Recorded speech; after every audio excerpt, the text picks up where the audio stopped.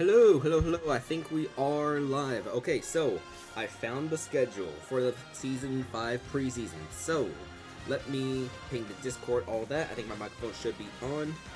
I'm on a new desk, which means this new desk is slightly further, meaning I might be slightly further from the microphone, all that, so it might be a little hard to hear me. Let's see if everyone can hear me, but first things first, let me come into here. Let me grab my live stream link. This is what happens when you haven't streamed in 2 months. Well, 1 month if you count the AFK stuff where I was away. But it's been a little while since Season 4 of the Squad Strike Amiibo Draft League finished. The Novas, they were your defending champions. They defeated your worst nightmare in that final series, 3-1, I believe, over Game 4. Let me press that announcements button real quick. Let's see. Live now. Season 5.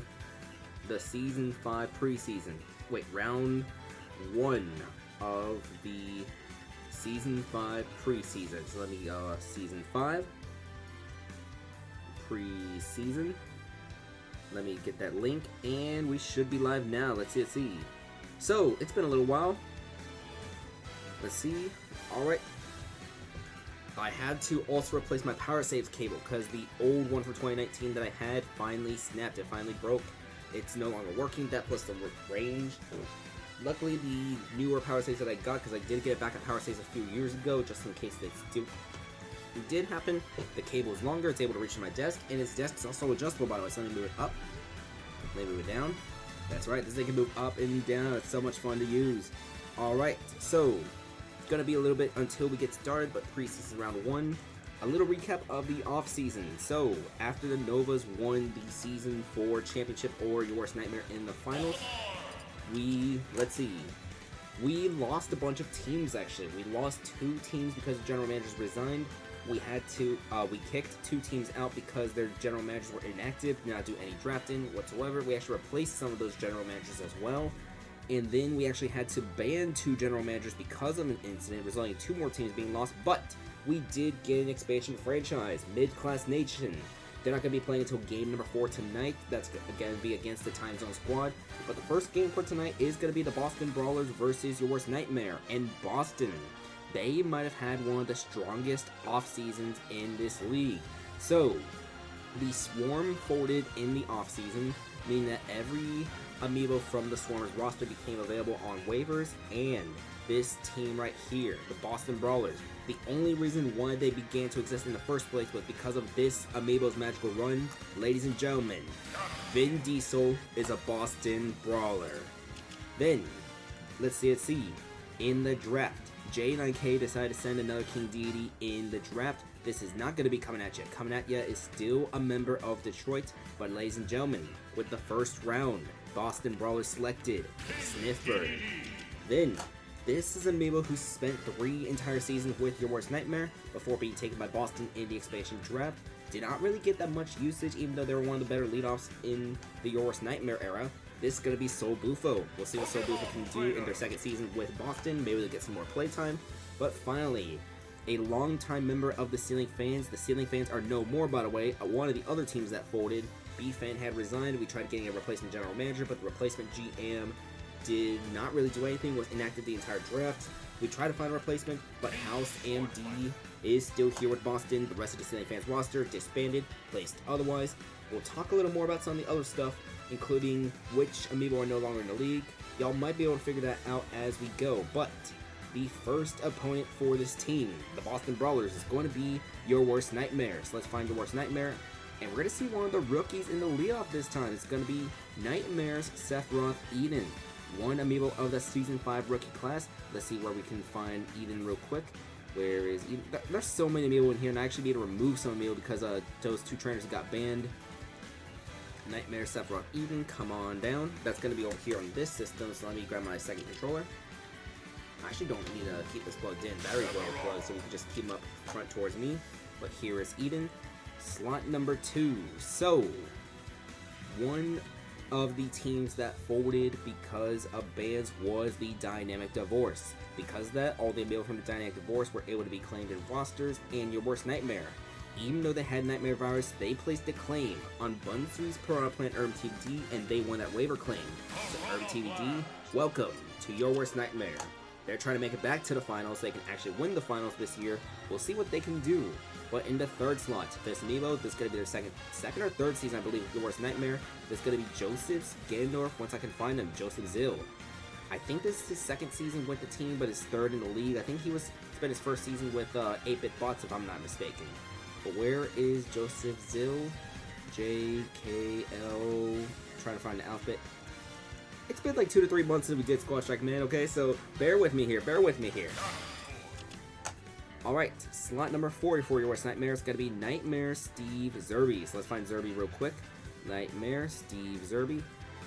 Yeah, this next offseason, I am definitely going to be reaching out to every single trainer saying, hey, which Amiibo do you want to keep in the league? Which Amiibo do you want to remove from the league? Anyone who doesn't respond, their Amiibo will be just removed, all that, just because there's so many Amiibo on the free agent list now, like, so many. But the fifth and final Amiibo is going to be Crunchy's Ryu Bap Bap. This is the preseason, which means that lots of teams are trying out lots of different Amiibo, see who can stay on their 10-man roster. Rosters can be up to 12 in the preseason, so we're going to see Crunchy's Ryu Bap Bap. I believe Your Worst Nightmare. Let's see how many Amiibo they have real quick. They have 5, 6, 7, 8, 9, 10. They have 11 Amiibo on their roster, so we will need to make one of those cuts. As you can see, Shion, Rice, King Raru, Colonist, Chroma, and Shion, they are not making any starts today so far. We'll probably see their starts once the regular season does begin, and that reminds me. So, the regular season has been expanded to 18 games. We're going to play 18 games this regular season, the longest regular season ever, even longer than Season 3 when we had 17 rounds because of the buys.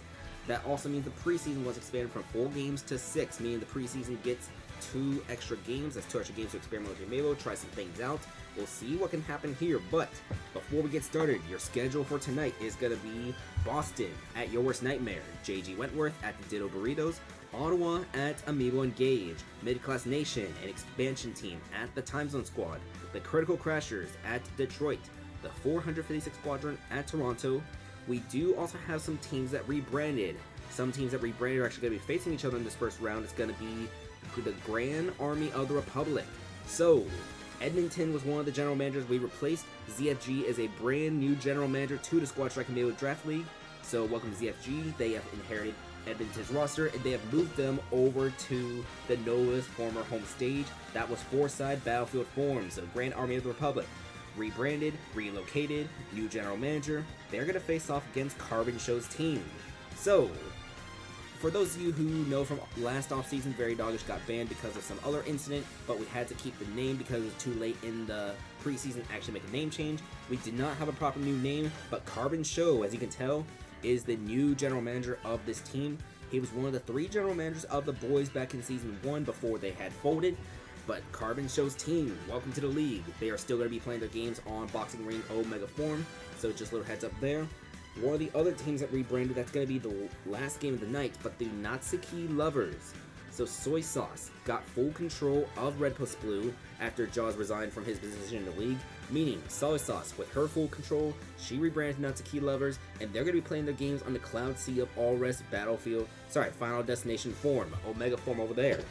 Alright, so, some other games after that. The Fantasy Feet Enthusiasts at the Citadel Splitters, we have the Chaos Corp at the Novas, Green Bay at Buffalo, and finally, Natsuki at Miami. Alright. There might be some new general managers around town as well, but for the most part, things are the same. As you can tell, there are a couple teams missing, so we don't have Fun Gang anymore. There's no more Ceiling Fans, no more Swarm, Dynamic Divorce, no Custody, both of those teams are gone. Can't remember what the 6th team we lost was. Actually, we only lost 5 teams, actually. Yeah, those are the 5 teams we lost. We gained Mid-Class Nation as an expansion, but alright. After months of inactivity, after months of the offseason, the longest offseason we've had in this league, let's get started with a Season 5 preseason. Bastion at Your Worst Nightmare. Up, left, right, down, A. Press those A buttons. It has been so long since we've done commentary, so it might be a little rough, but Agent P and Eden are gonna be your leadoffs. 3,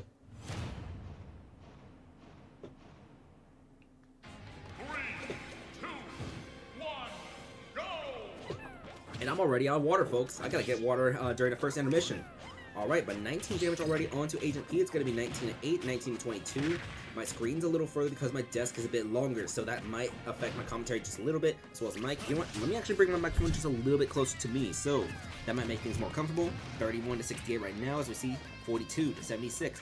Eden is a rookie in the Squad Strike Middle Draft League, going to be 42 to 76. We're going to see the snap. We're going to see 51 to 76 right now, as we see a throw. The wing is now active. Agent P tried to go off stage, and we're going to see just a snap into an attempted back air. Does not land. Going to be 62 to 86, as we see back throw. Do we see off stage from Sephiroth? We do not see any off stage activity. Instead, it's going to be the white Pikmin dealing poison damage onto Eden. Going to be 76 to 111. 76 to 111 it remains, as the off smash going to miss from the Olimar. We see a back air. Agent P off stage, but white Pikmin again going to be dealing some damage onto the Sephiroth. 104 to 125, as we are going to see just up next going to be a back throw. Eden off stage at 142. Agent P threatens to do something off stage but does not. A forward smash is going to be a KO and a leadoff win for Agent P in this preseason.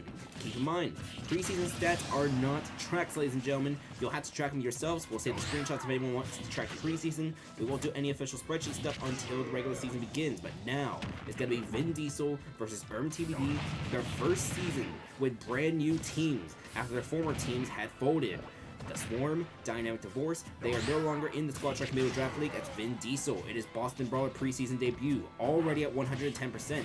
Up throw, gonna put him at 126. We're gonna see him, he's gonna shield that, gets hit by the up air. 141 to 12 right now. Vin Diesel is expected to be a very strong piece to the Boston Brawlers this season. We'll see if we can get back to that season 3 form, as it's 151 to 63. We see the Gyarados try to go off stage. He'll come back on. 151 to 63. As out of the parry, it's a jab. But a Doria, that's going to miss, actually. 165 to 63. As Vin Diesel coming back onto the stage. And that up smash is going to be a KO. So that's 2 KOs from TBD in the preseason debut. Going to be Sniffberg, the first round rookie for Boston, coming out right now. 6. Oh, no! Sniffberg's gonna get KO'd right there, and TBD in his preseason debut with your worst nightmare, 3 KOs already against the Boston Brawlers. So it's gonna be 1-4 to 106, as this is gonna be Soul Booster's first time back at Dracula's Castle since leaving your worst nightmare, I believe. It's gonna be 21 to 122, as Ivysaur is still the Ivysaur right now. Here comes Charizard and the back air. That's gonna be a KO, but not after 3 KOs from the Piranha Plant. 73 to 0 right now, as Joseph Zill, he's gonna miss the neutral air, gets interrupted before the up smash. That up smash will land, and Charizard still gonna be the Charizard. That up smash will KO. This is gonna be a 1 versus 3 scenario for House MD of the Boston Brawlers in this preseason game. It's 22 to 35 right now. Forward tilt, down B gonna miss, and we're gonna see up next, up throw. No up air from House MD here, as he gets hit by the down air. The up smash will not land because of the DAD. 64 to 58. As we see up smash again. Can Joseph Zill seal things here? It's 84 to 58. Back throw gonna make this 84 to 67. So Joseph Zill at 6-7, 76% now. 84 to 76. As we see a down air attempted. No, it's gonna be an up smash now. 107 to 76. This could be a good up smash right here. It barely misses. 107 to 84. As we see forward tilt from House MD. Can he at least get 1 KO here? There was still Zerby and Bap Bap in the back for your worst nightmare. As Doria gonna get interrupted by House forward smash. But that Doria right there, that's gonna be 2 KOs from Joseph Zill and your worst nightmare. They're gonna win this game 5 to 2.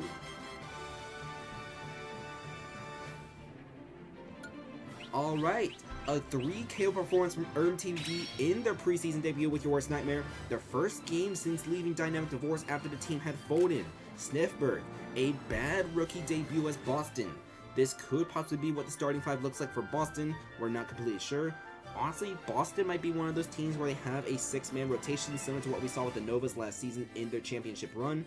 If we look at Boston's full roster, by the way, on their bench, there's Yummers, there is a Kirby by the name of Devil. He is also a rookie, 2nd round pick. Subaberry Sonic Darkness, CSharp's Mario. It's actually going to be Cone Zone this season, so Cone Zone instead of Less Blues. Let me write that real quick. So Cone Zone in the league. And then one thing we forgot to tell you, this Amiibo, a major acquisition from the Boston Brawlers as well after No Custody had folded.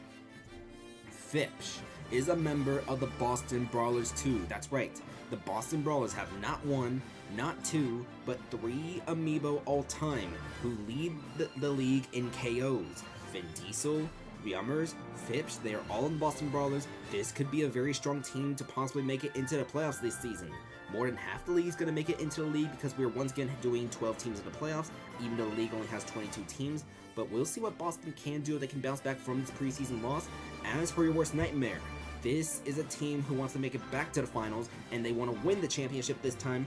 Earn TBD could potentially earn themselves a roster spot here. There's still 5 more rounds left to the preseason, so we'll see what could possibly happen, but a strong debut for your worst nightmare of Bunsweet's Piranha Plant.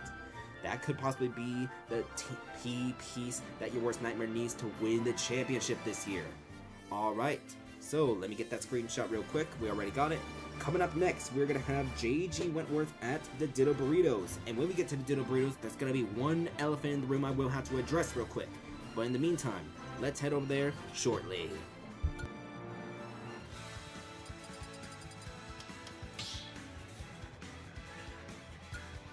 Squad strike.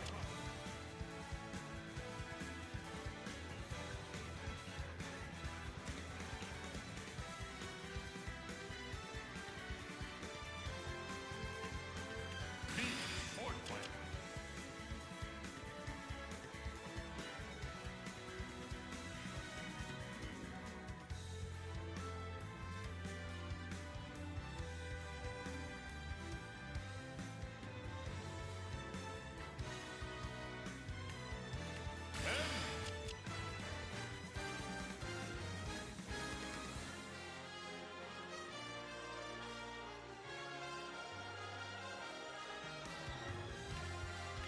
Luigi.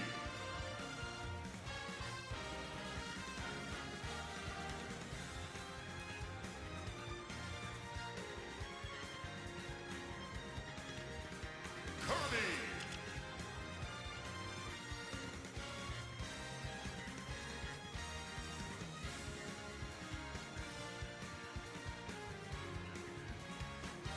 Hero.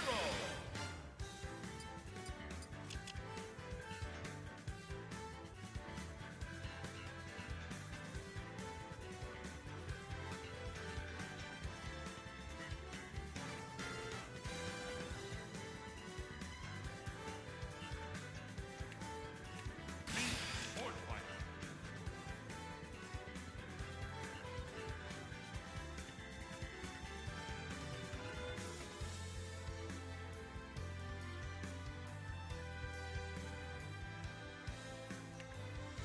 Banjo and Kazooie.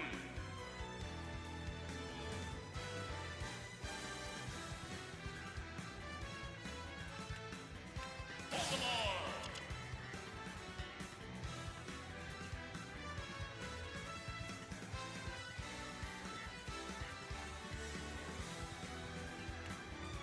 Alrest.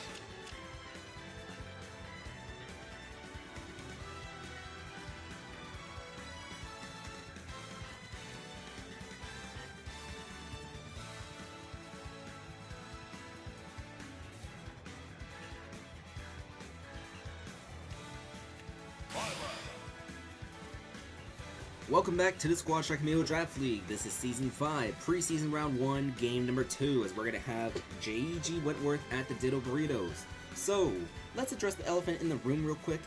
Because of the bans we had to issue to 2 specific trainers, that does mean the all-time leader in KOs in the Squad Strike Amiibo Draft League, Tilted, did have to be removed from the Squad Strike Amiibo Draft League.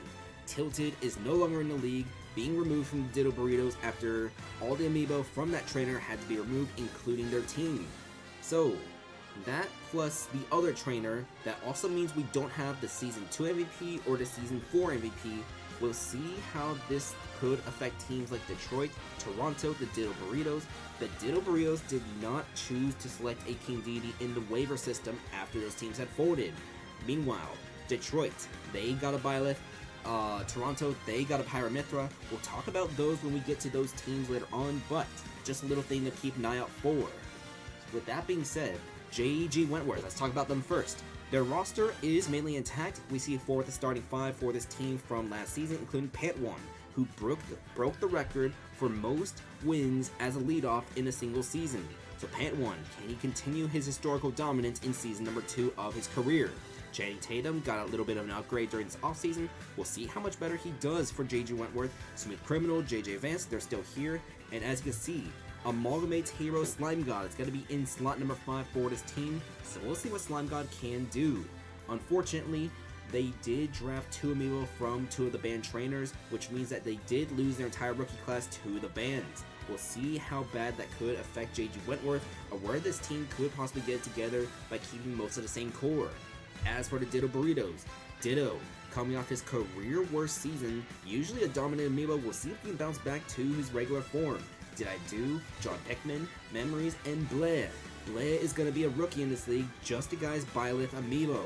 We'll see what Blair can do as the Ditto Burritos. They are trying to see how they can make up for the loss of Tilted, how badly it will cripple them, where they can make it back into the playoffs.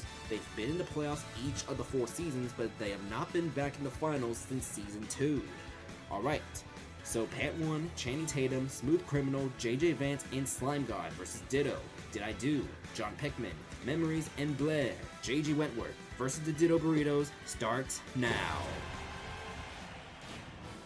While this loads, I forgot to grab my hot tea from the back, so I'm going to grab that real quick while this loads. I'll be back in a second.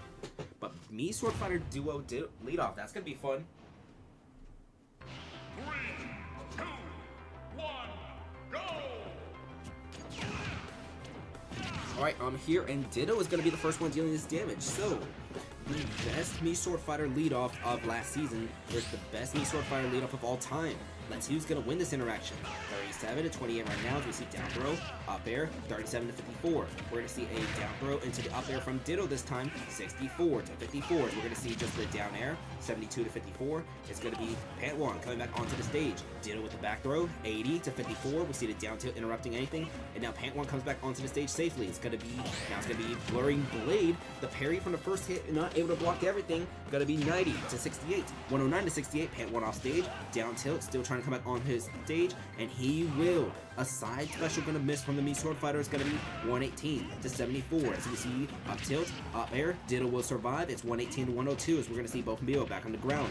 Back throw from Ditto. Pantwan off stage. We're going to see Pantwan coming back onto the stage safely. And a get up attack from the ledge. 126 to 113. But Pantwan missing that down special. He's off stage again. It's going to be down tilt. Still trying to make his way back on. It's going to be another down tilt. 149 to 113. As we're going to see up next, going to be missed attack from both Me Sword Fighters. 159 to 113. We see down tilt again. Pantwan at 167%. It's going to be down special, and Ditto gets the KO leadoff against Pantwan here. Channing Tatum, who received some big offseason training. We'll see how he improves, as that's going to be, we see Hadouken point blank, going to be 13, 21 to 129, as we're going to see just another Hadouken interrupted a down special. That one will not interrupt down B though, 45 to 129.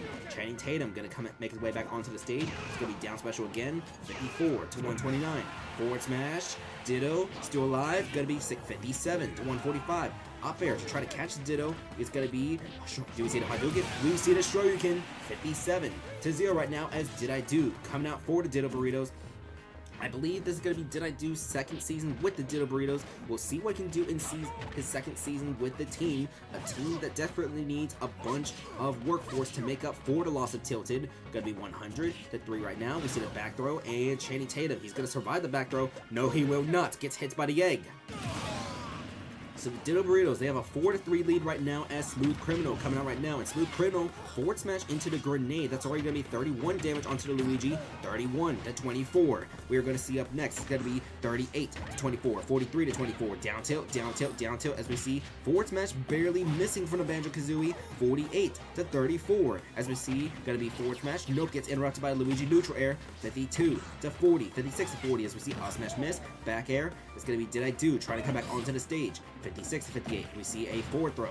Did I Do? He still has all feathers remaining, by the way. Probably not going to need one right here, but we'll see what he can do. 69 to 71. As it's going to be forward smash, and that is not going to KO. It's a misfire. So a Smooth Criminal able to come back on, but it's going to be able to come back onto the stage. So he is not going to fall short. A miss. A special right there. That could have been a KO. Instead, he misses. Does not get punished too severely, though. 113 to 71. We see a back throw from the Luigi. 113 to 85, as this might justify, will not justify a side B. I think we might need a side B here. We will see a side B. So the first fighter used by this Banjo-Kazooie, 118 to 99. I see jab, jab, jab. That is the first jab, jab, jab of the preseason, folks. 130 to 109. As you see, Did I Do coming back onto the stage. It's going to be, let's see, it's going to be neutral air. Forward smash getting parried. Luigi with the up tilt into the forward air. 132, 134. And the down smash will KO. 3 versus 3. And now John Pickman. He's going to come out for the Ditto Burritos.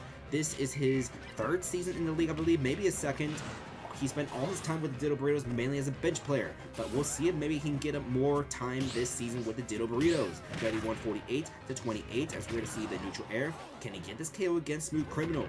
Gotta be 153 to 36. He will with the forward smash. So now JJ Vance coming out. Another up special immediately to begin this season. Gotta be 0 to 45. As we see the Olimar, it's gonna be up again from the Kirby. 0 to 52. We see a down air. We're gonna see just gotta be a missed grab from John Pickman. Gotta be 12, 15 to 52.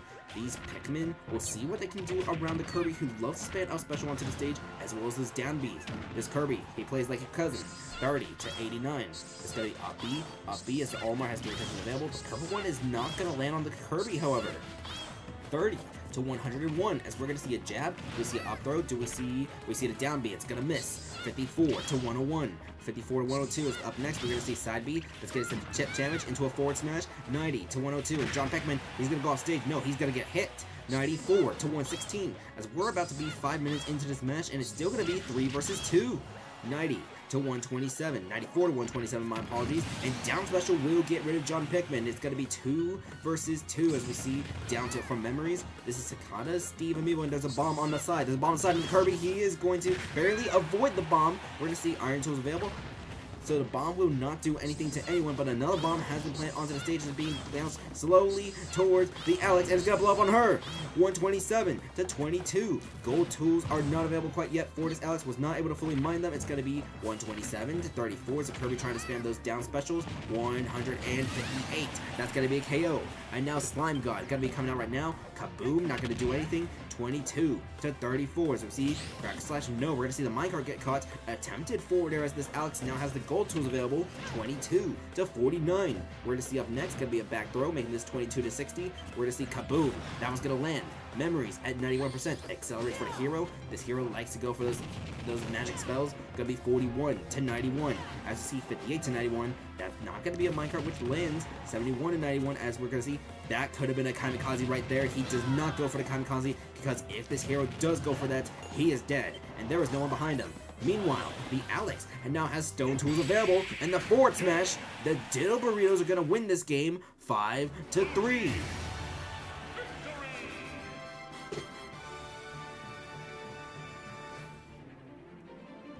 Alright.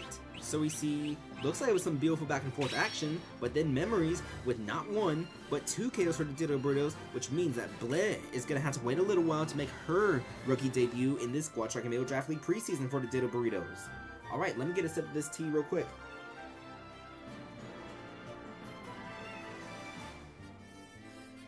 Yeah, this tea, it's like still hot. I brewed it like an hour ago. It's still hot because I have it in a metal container. It's like slightly burns your tongue hot, but not like it's boiling hot. Alright. Let me see real quick. I think I need to move my mic just a little bit closer to me. Maybe that much closer. We'll see. That might be better. I might have to play with the settings this next stream.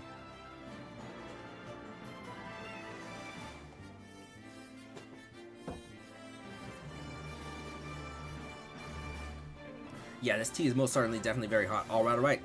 So, let me get that screenshot real quick. Let me make sure that we do have the screenshots of the CC. 1. Oh. Let's see, 2, 3. Yeah, we're good with screenshots. Oh, wait. Alright. Let's head to the next match real quick. The next match is going to be Ottawa versus Amiibo Engage. So, Amiibo Engage is still going to be playing our Fountain of Dreams Battlefield form. We'll get to those rosters loaded when we come back in a minute. One strike.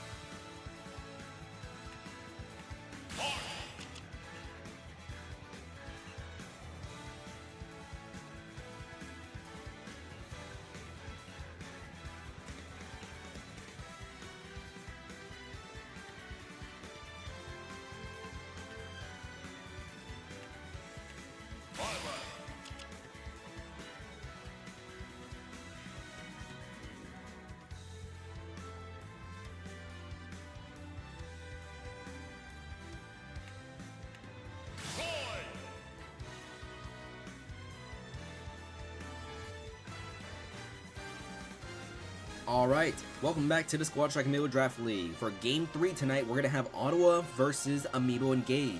So, Ottawa in their first 2 seasons have had losing records. We'll see if they can balance things up here in Season 3. They did get a major acquisition in the waiver wire after Dynamic Divorce folded in the form of Mythos. Mythos, a member of the starting rotation of the Dynamic Divorce. We'll see how Mythos will do with Ottawa. They could possibly build a core around him and Papaya, but they might need to find a third Amiibo in order to build a strong team. Taste is still going to be the leadoff. Sauron could possibly be that third option. Papaya, Seraphim, Mythos, that's going to make up the roster for Ottawa as they want to try to make it at least to around 500 this season, maybe even the playoffs. In bench this season, for this game, we do have IHOP, Dr. Bruh, Zeldina, Nimona, Titus, and Love Foolish in the bench. But as for their opponent, Amiibo Engage, they made it to the playoffs in their inaugural season, but we do have some rookies starting today. Psylocke, a Bayonetta trade by Holy Wars. She's going to be the leadoff for this team for Ottawa. We'll see what this Bayonetta can do. This is going to be the first time we see a Bayonetta in the Squad Track Amiibo Draft League. Dr. Crockpot, he was named to the All-Star game in the Western Conference last season. We'll see if we can put another All-Star season next year. We are still trying to figure out how to figure out the All-Star game format for season number 5, so bear with us. Not sure if we're going to do awards. Definitely want to do a best of 3 format though, but we'll see how All-Star eligibility is going to be this season. Walmart, another rookie drafted in the first round. Amiibo Engage decided to draft lower tiers in the rookie class. We'll see how that works for them, as Walmart going to be in slot number 3. Mercury was originally a rookie drafted by another team, but that team had folded because of the bans. Because of that, Mercury was able to be signed onto Amiibo Engage, and Mercury is replacing Raikou. Raikou is still available somewhere, I believe. Let's see where Raikou is right now. Raikou, where are you? Raikou is actually a free agent, so if your team still needs a buy left, Raikou is available in the Squad Track Amiibo Draft League. Go pick up Raikou as soon as the stream ends. Get her and put in your preseason round 2 roster. Raikou is available, ladies and gentlemen. And Right Wing, one of the starters for Amiibo Engage. Gonna finish off this roster for Amiibo Engage, but enough yapping. Let's get started. Taste, Sauron, Papaya, Seraphim, and Mythos versus Psylocke, Dr. Crockpot, Walmart, Mercury, and Right Wing. Alright. Up, left, right, down, A. Let's get started. Amiibo Engage, their first preseason game of Season 5. It's gonna be Fountain of Dreams, Battlefield form. 3, 2, 1, go! Alright, and we're going to see the Bayonetta getting a little bit of chip damage to start things off over here, so it's going to be 0.600 down smash. That's going to get 20 out to Taste. It's going to be side B into up tilt as we see down smash. A little bit of a stream from this Bayonetta. It's going to be 57 already onto the Ganondorf. It's going to be 64, 68, 78 as this Bayonetta making some moves, getting some damage onto the Ganondorf. It's going to be some more attacks, Can she KO? It's going to be not quite yet. Taste going to be at 121 against Psylocke at 45. As we see the Bayonetta, it's going to be down special from the Ganondorf. Psylocke off stage. We see the Ganondorf try to go off stage and he will come back. Gonna be 130 to 65. Forward tilt. Psylocke needs to find a way to come back. She's gonna go a little high. She misses the up tilt. Gonna be parry out of here. It's gonna be Ganondorf off stage, but Psylocke trying to go the other direction. 130 to 81. A forward smash KO from Psylocke against Taste, and now Sauron gonna be coming out for Ottawa right here. It's gonna be 0, 10. It's gonna be 10 to 92 right now as we see the Sephiroth.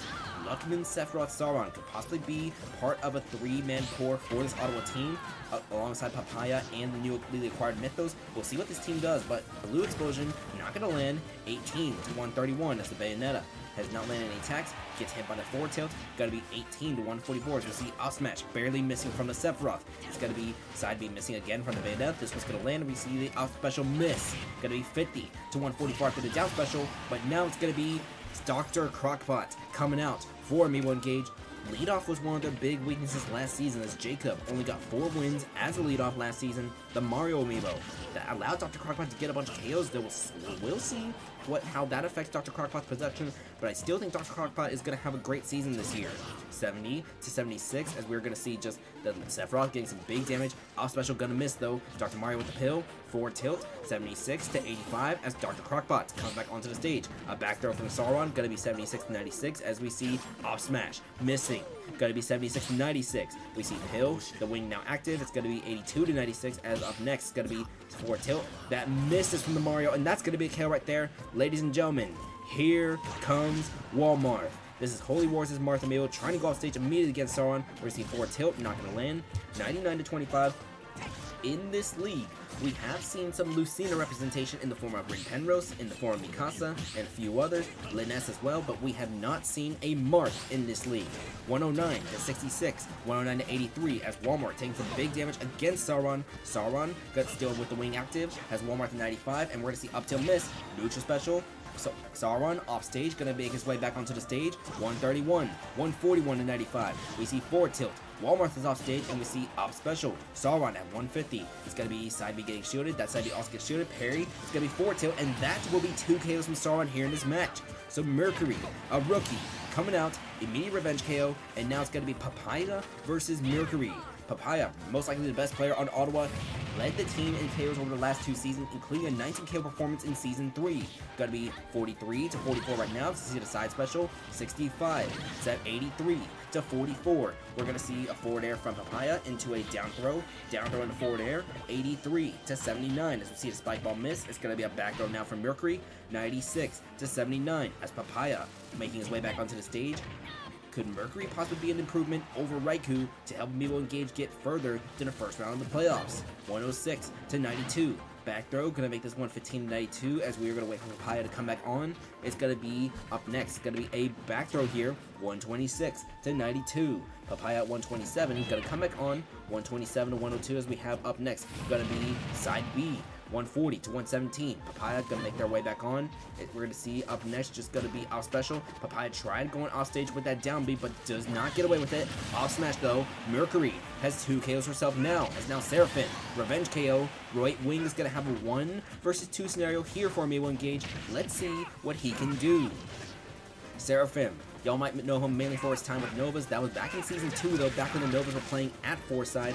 Foresight is now going to be occupied once again in the Squad Track Amiibo Draft League as the Grand Army Republic that was formerly Edmonton, by the way. They have moved over to the Nova's old stomping grounds. 75 to 52 right here is we are going to see up next. Going to be a up throw from Seraphim, followed by up smash. 75 to 82 as Seraphim tries to up smash again. It's going to be back air from right wing. 90 to 85. Oh no, that might be the dagger. Nope, the Roy still had a jump, but I don't think he's going to make it. He will actually make it back onto the stage. 100 to 107. Side B, Seraphim barely survives, and we're going to see right wing. No, it's going to be a down air right there from Seraphim, and it's going to be a win for Ottawa, 5 to 3.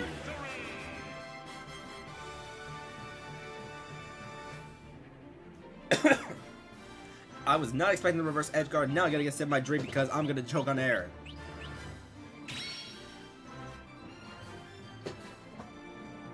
Wait, Sauron had a 3 KO performance? I thought he only had 2.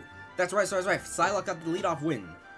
Okay, so Sauron with the 3 KO performance for Ottawa, and then Seraphim with the 2 KO performance of his own. This could be the pieces that Ottawa needs to make it into the playoffs for the first time in franchise history right here. Ottawa, they could be a fun team to watch in this in this regular season. By the way, I forgot to mention the season structure. We'll talk about that real quick when we come back from the next break, but basically 18 teams are split into 3 divisions. The other 4 are independent. It's going to work similar to how Season 3 worked, how like the Times of Squad rep and split into custody. They were all like that, like independent from the others. That's kind of how it's going to work here in Season number 5. I'll explain a little more, but Ottawa's going to be playing in the Eastern Division. I believe the Eastern Division is going to be them. Let's see, it's them. I think it's let's see, Ottawa, the East, that's going to be the blue ones. It's going to be, yeah, Buffalo, Miami, Boston, JG Wentworth, the Novas, and Ottawa. Alright, let's get that screenshot real quick. And when we come back, we're going to have the mid-class nation at the Time Zone Squad.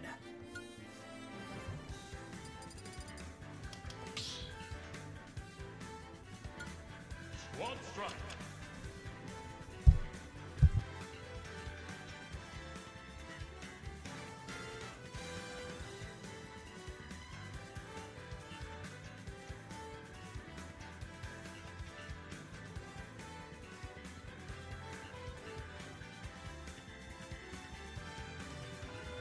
Remind me, in this middle part of the screen, I actually need to add like the brain rots, like something for y'all to look at. I'm thinking like 2 different image slideshows, one on the top, one on the bottom, where like the character select screen is, just so I can like have something to show y'all, and then like this in the background so you can see that like I'm at work.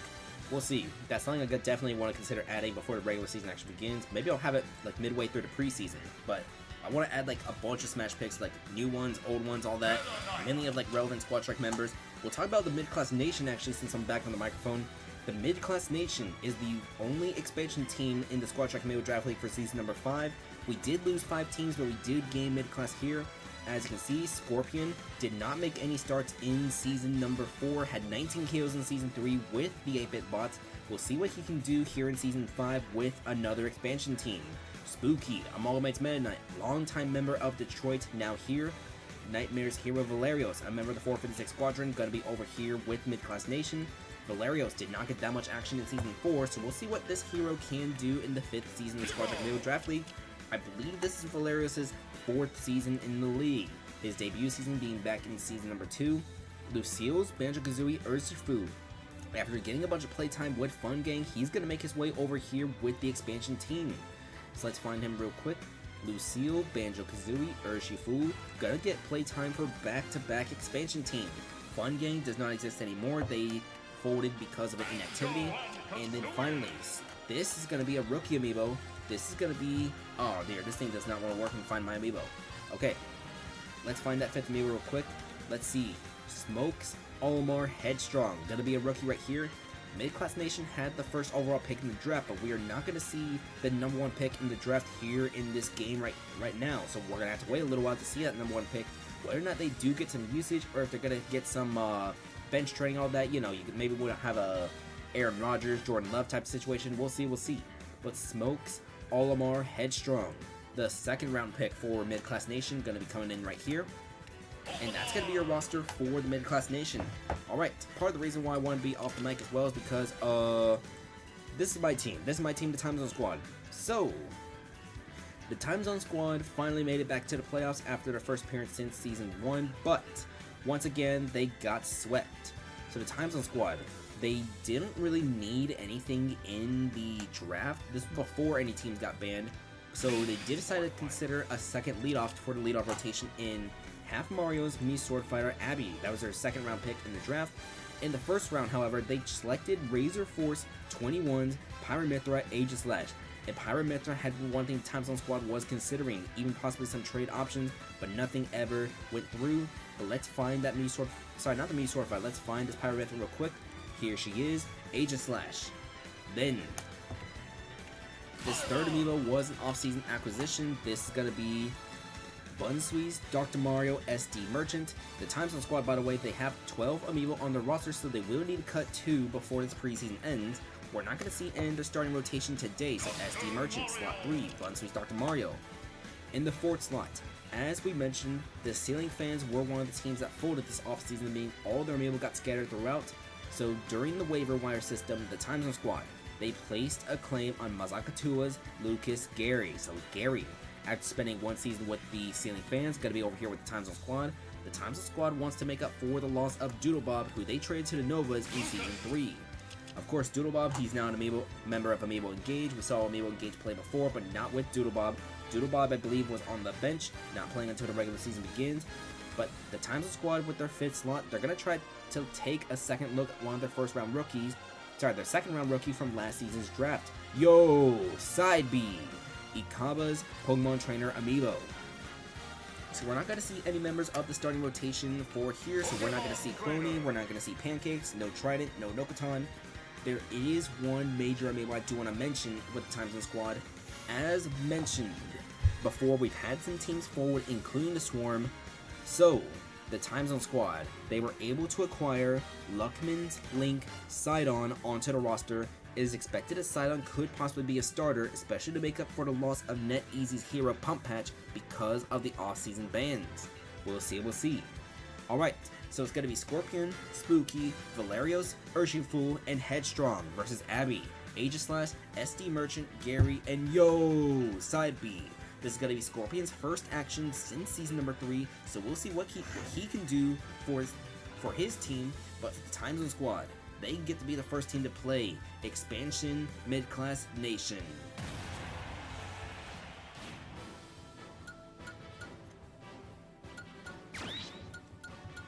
I'm getting a sip of my drink. Trust me.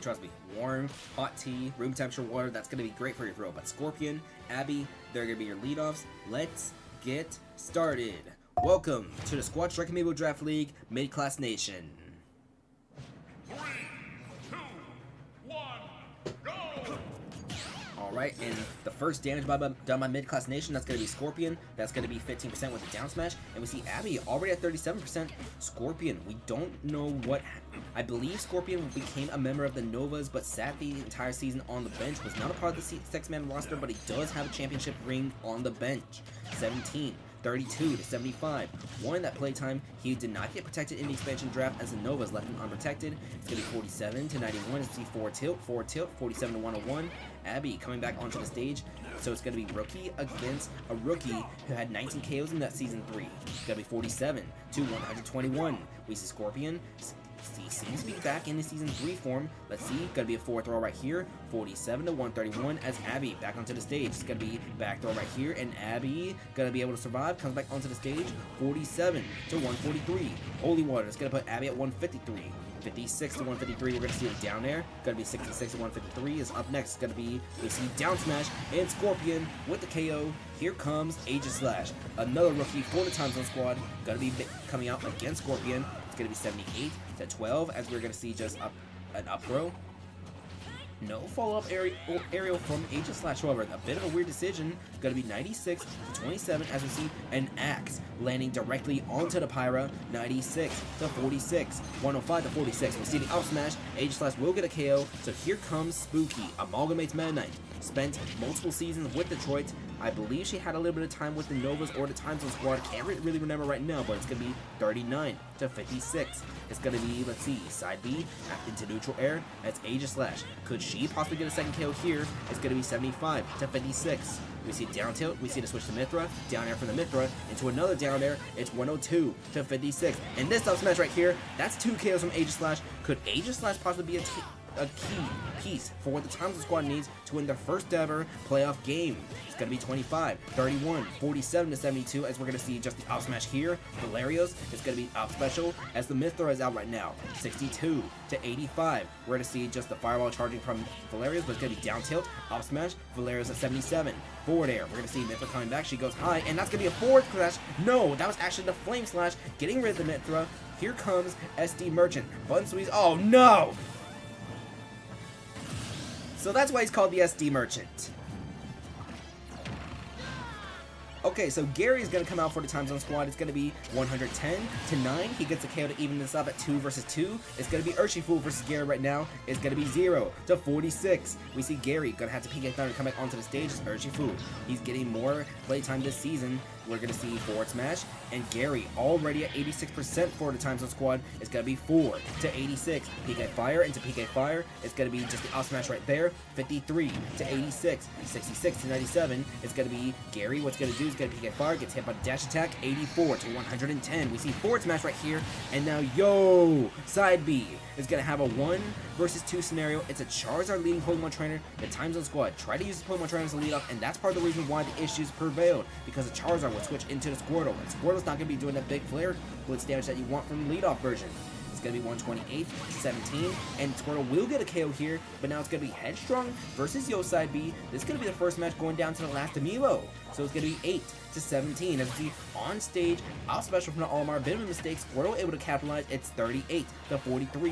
If we can get a switch to the Ivysaur soon, and this Ivysaur goes off stage, Charizard could possibly come out for the Time Zone squad, and this could be huge for the team. There's Ivysaur. Here's off stage. There's Charizard. 57 to 84. And now Flare Blitz could be a question in the play. Will he use one here? He will. It's point blank. Getting shielded. It's going to be 78 to 96. Charizard going above, and there's a Flare Blitz getting interrupted. It's going to be forward smash. He's going to have the Flare Blitz come out onto the stage, and it's going to connect with Headstrong. 105 to 140. We're going to see a Charizard try to go off stage, so the Olimar is going to be a backdoor right here, and that will KO. The Time Zone squad is going to win this game 5 to 4.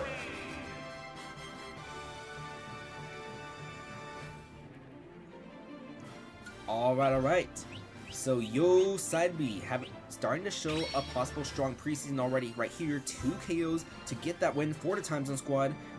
Yo Side B does not have a career KO in the regular season. Went 0-4 in the 4 leadoff games she did last season for the Time Zone squad. Aegislash, impressive 2 KOs. SD Merchant Yeah, I kind of see the reason why he's called SD Merchant. He went off stage and got footstooled immediately.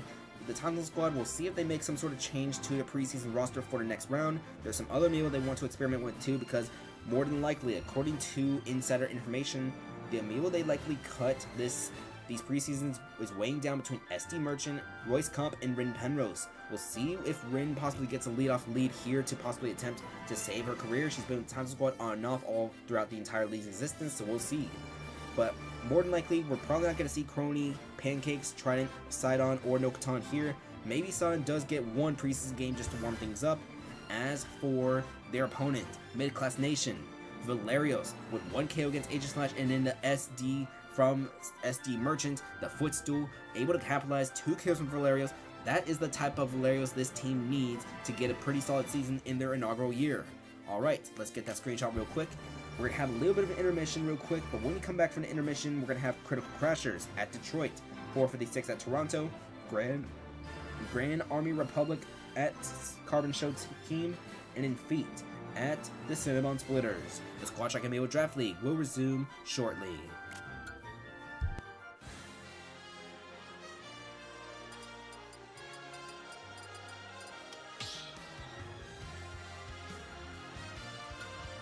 Squad strike.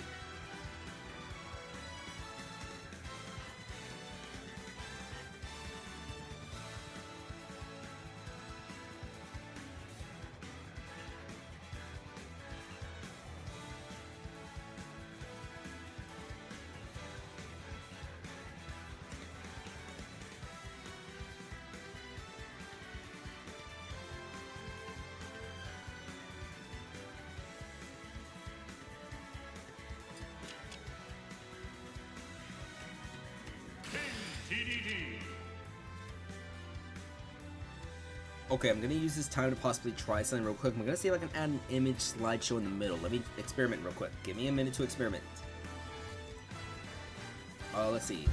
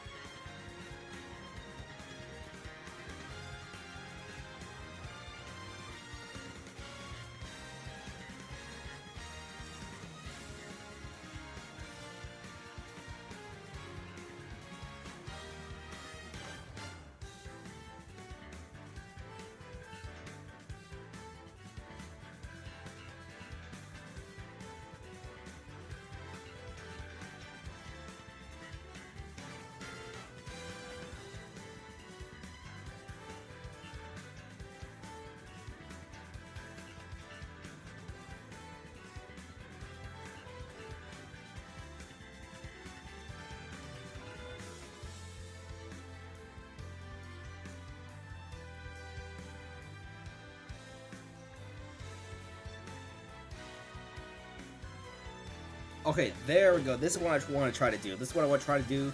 Let me edit it a little further. Maybe if I... okay. Let me undo. Let me, okay. Control E. What if I... No, I need that 267. Maybe more like 67. Or hear me out. 60. Yeah, let me put it 60.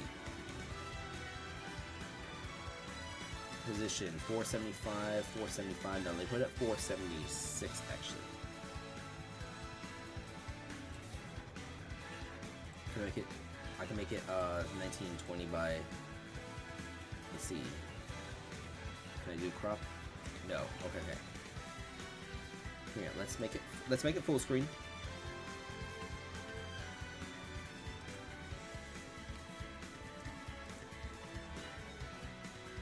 Here we go.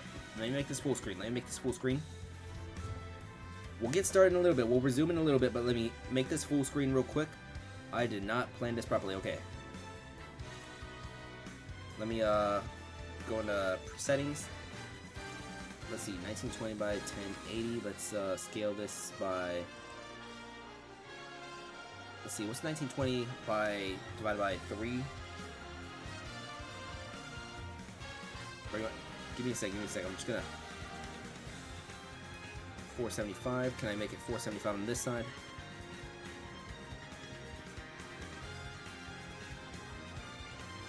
No, but close I can do 476, okay. And then let's move this upwards, so let's go back to Control E, we're gonna make this 60. And let me copy and paste this, so copy, paste. And the second one, we're gonna put it at let's see.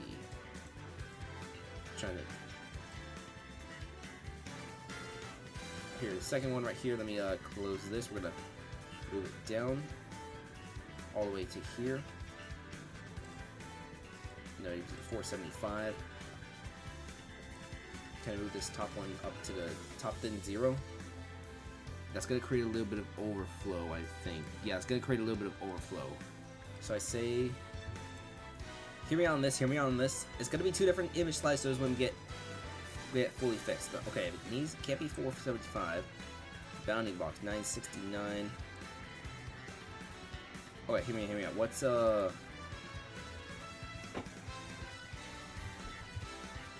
those of you who are still here, thank you by the way. Let's see, 1925 by 2. 960. Yeah, so let's make it 960. 960. 1080 divided by 2, so it's gonna be 540. So, all right.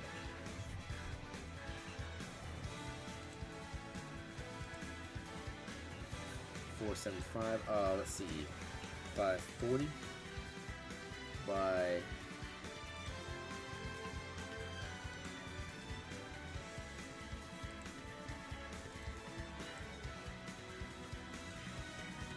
Whoops, that is the wrong thing. That is the wrong scene. We need this to be moved.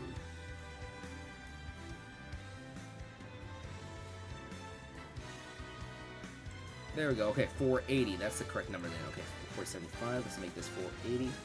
Or you know what? Let's get rid of this one. Yes, delete this scene. Let's copy. Let's paste. And this one we're gonna move down. 480. Alright, and there we go. Okay, this is what I want to do. This is what I want to do during, like, whenever I'm loading stuff. How does that look? Do y'all like it? Obviously, we're going to get rid of this whenever there is, like, nothing. If anything, hear me out, hear me out. Let me create a duplicate, let me duplicate this scene. They called it brain rot. So full screen 1 is not going to have this, but brain rot will. So how does that look? How does that look? So whenever I'm like trying to load Amiibo, like what we are right now, let's get back to loading Amiibo, by the way. Critical Crashes at Detroit, that's where we're going to load right now. But I say that's what we do. Alright, so let's get to Detroit. Sorry, Critical Crashes. We're going to get started in just a second. No worries, no worries. Just a little bit of preseason roughness, all that. But I hope you like this as like a possible attempt for what we're going to do. Alright, Spell Check Amiibo Draft League will resume shortly.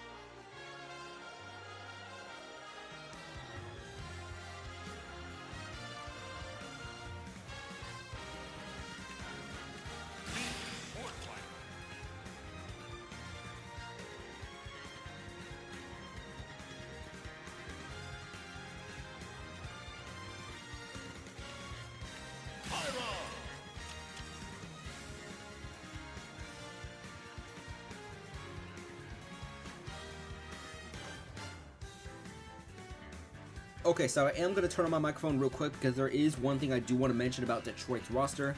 Since the Dynamic Divorce folded because of the bans, Eon 2's Byleth needs a new home. Failnaught, the first overall pick ever, is now a member of Detroit to make up for the loss of Farmed, who was also removed because of the bans.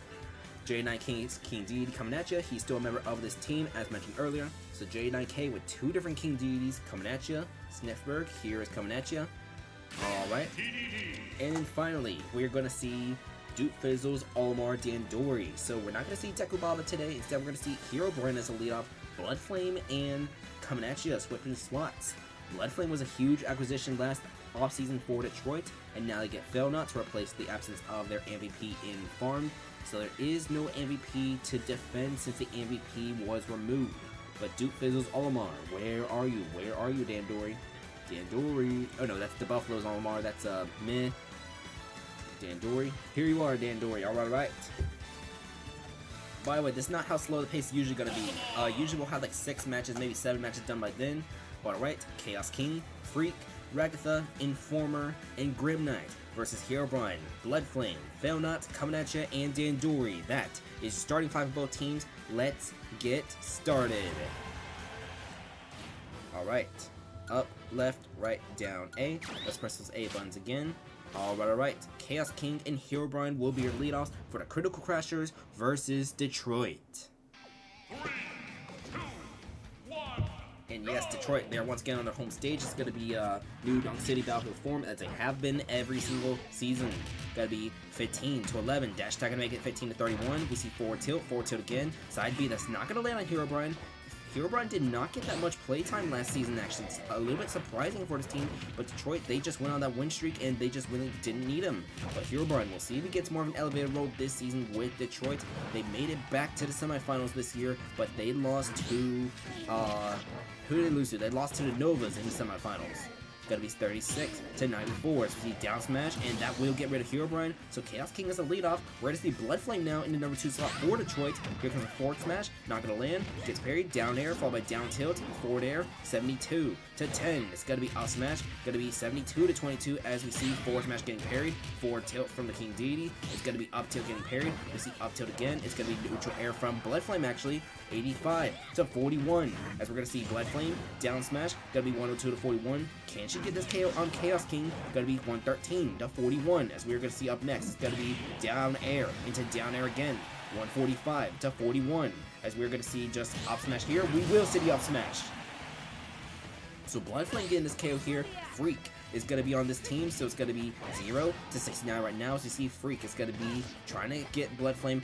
Bloodflame is at 79% right now, so we're going to see the Mithra still right now. It's going to be down smash avoiding, up special from the Mithra. Will Bloodflame switch back to the Pyra anytime soon? It's going to be up air. It's going to be that up air not going to land. Here comes the Pyra now. It's going to be 23 to 88. As we see, up tilt again, Bloodflame going to stay as the Pyra, going to be 23 to 114. As we see Mithra out again for Bloodflame, it's going to be forward air. Bloodflame will survive. Can she survive the Kaboom? Does not go for the Kaboom actually, this hero. It's going to be 32 to 138. As we're going to see down air right there, Bloodflame will survive. Going to be 32 to 155. We're going to see up next, going to be neutral air. Do we see up smash from the Bloodflame? We are not going to see up smash. That's going to be a parry, up tilt. We see up air barely missing. Going to be 55. Going to be a back throw right here. Bloodflame will survive the back throw, has to switch to Mithra, however, 55 to 171. This back throw right here will result in the KO, so now Failnaught gonna make his season debut with Detroit in the preseason. Gotta be 65 to 0 right now. We see forward tilt from Freak, gonna be 65 to 16, as we see, gonna be a forward tilt, no, gonna be up throw.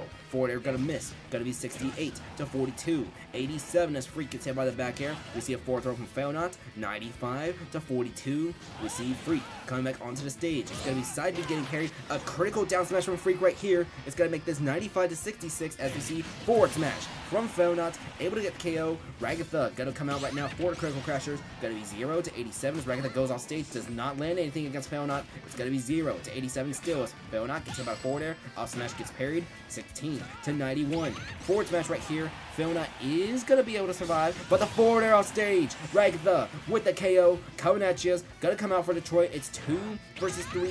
Gonna be this with the Critical Crashers in the lead. 28. 40 It's going to be a dash attack missing coming at you. Up tilt into up air, 64 to 17.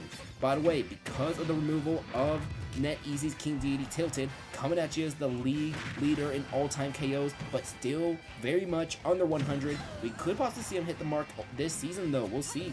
116 to 22 as we see 4 tilt from here. Ragatha at 127. This King Deity is going to go for the 4 tilt getting shielded. That one's not going to get shielded though. 136 to 22. And the Gordo's going to be a KO from coming at you.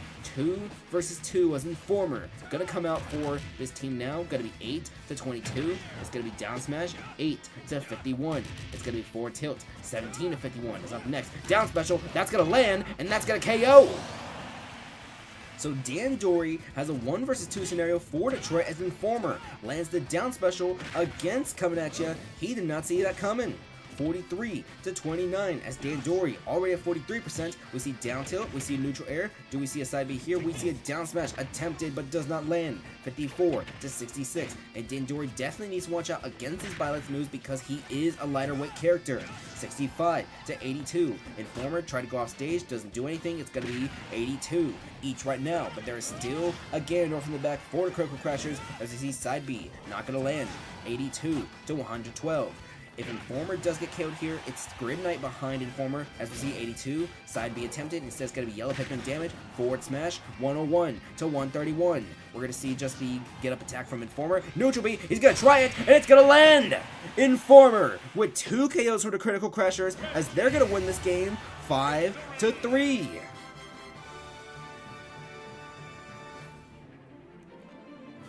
All right. So we see Chaos King with the leadoff win. This was going to be some beautiful back and forth action, but then Informer getting not 1, but 2 KOs, 1 with a down special and 1 with a neutral special. We have not seen anything like that from a Byleth before. Could Informer be a very strong candidate here in this preseason to get a bunch of KOs for this Critical Crashers? We will see, we'll see. They have that potential to build a core around something. They almost made it into the playoffs last season. We'll see if maybe in their second season the Critical Crashers could make it in. It's going to be much easier to make it to the playoffs this season, so we'll see what happens. All right, we got that screenshot. As for Detroit, Blood Flame, Fail Not coming at you. They get KOs. Hero Run with the leadoff loss, but Dan Dory, he hasn't exactly been back in form these last few seasons, so we'll see what Detroit does. Keep in mind, Detroit's bench, by the way, consists of Dekubaba, Syla, 941. There's a Meta Knight here, a brand new Meta Knight, as well as Luckman's Crom Yusuke, who you usually only see in the preseason. All right. We got that screenshot already. Coming up next, we're going to see 2 teams who experience... Actually, no, never mind. We're not going to see the rebrand teams. First, it's going to be the 456 Squadron at Toronto. There is an elephant in the room we need to address for Toronto. We'll get to there when we talk to them. But in the meantime, your Squad Strike Amiibo Draft League will resume shortly.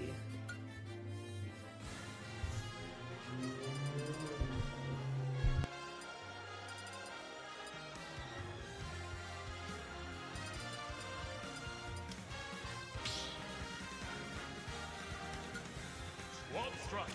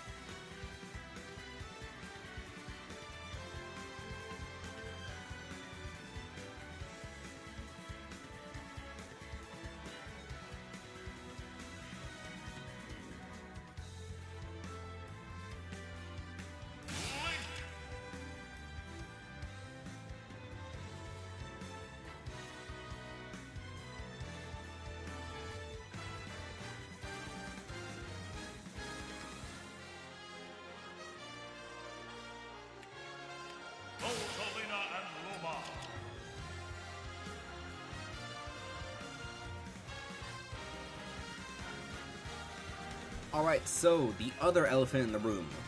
So because of the bans issued, we're gonna be talking about the bans a little bit in like these first 2 rounds of preseason, then we'll kind of like ignore that the bans even happened. But Toronto did lose the Season 2 MVP Silly because of this incident. However, because no custody was folded, they were able to acquire in the waiver wire Snaketails.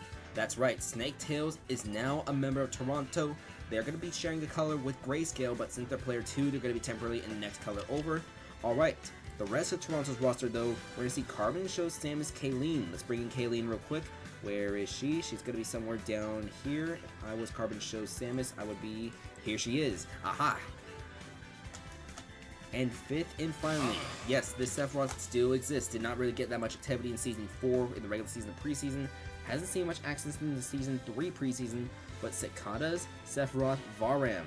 Sorry, Yo, I don't even remember how to pronounce it. Varam? Yeah, Varam. My apologies, not Varam. Varam.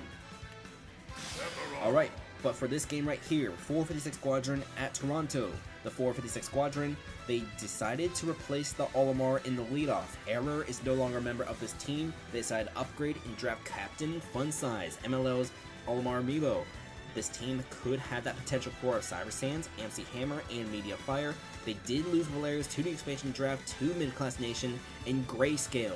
Their first round rookie pick, Nightmare's other Pirate Mythra amiibo. This is a different Pirate Mythra from Chroma, who still remains a member of Your Worst Nightmare. As for Toronto, Sigurd, he was one of the rookies drafted by this team. Ω, Snaketails, a huge offseason acquisition. Kayleen and Varam is going to make up the team for Toronto. Let's get started. Alright. Up, left, right, down, A. Let's press these buttons again. Your screen should be cleared of any distractions, but let's begin. Captain Fun Size versus Sigurd. Is it Sigurd? I'm not sure. I'm gonna have to ask how to pronounce it real quick. I'll ask Razor Force once the stream ends. Alright, but leadoff is gonna be projectile on the projectile, and the first damage is going to be dealt onto the Link. So it's going to be 10 to 5 right now. Off smash. Captain Fun says at 33. It's going to be for the side special. Off smash. Not going to land. 33 to 39. That's the Link taking big damage from the Pikmin. 80% already because of the forward smash. And he's going to go off stage. Does not do anything though. Gets hit by the up B. It's going to be 48, 55 to 80. And we see the Link also trying to go off stage. And oh no! Oh no! He self-destructed. So Ω is going to come out now for Toronto, and Captain Fun Size is only at 55%. It's going to be 55 to 46. It's Ω taking big damage already. It's going to be down smash. FCC Captain Fun Size taking a little bit of damage. His current Pikmin order is going to be purple, yellow, white. Actually, the white one is active right now as it's 85 to 58. Rosalita, she loses her Luma here. Gonna be 85 to 68, 99 to 68, and we're gonna see forward smash. Gonna be forward smash now. That first one got carried. Luma is back. Gonna be a blue Luma this time. 104 to 84. So we're gonna see Captain Fun Size abandoning only everything except the purple Pikmin to come back onto the stage. It's gonna be down smash. He's coming the other direction now. 115 to 84. We see down smash here. Captain Fun Size will barely survive. He has to come back with just one Pikmin available, still that purple, and we're gonna see him forward smash. That's gonna be a KO from Ω. Here comes Cyber Sands for the 456 Squadron. Gonna be 0 to 103. Down B again. Will not KO Ω. So Ω still alive for now. She comes back onto the stage. Cyber Sands opting not to attack the Luma. Luma acting not to attack Cyber Sands. Gonna be 0 to 150. We see the Rosalina back onto the stage. Up tilt, but Blurring Blade right there. That's gonna be a KO. And now it's gonna be Snaketails making her debut with Toronto. It's going to be 25 to 10%. Side special, this Pirate Mythra right here usually used as lead off, but decided to lead off with the Link instead as Mythra. Out. I don't think we have a Pirate Mythra that usually uses this color in Squadron Commando Draft League. This is the gold-silver color. I like it. Maybe, let's see. Bloodflame is my Pirate Mythra, but I do have the Mythra one I can trade maybe, but let's see. 88 to 30 right now. We see off smash, not going to land right there. This one will land though. Cyber Sands, he's going to survive. 106 to 30. That out smash not landing, getting interrupted by the down. Going to be side B. 130 to 40 right now. As we see, the out smash here we see, but it misses.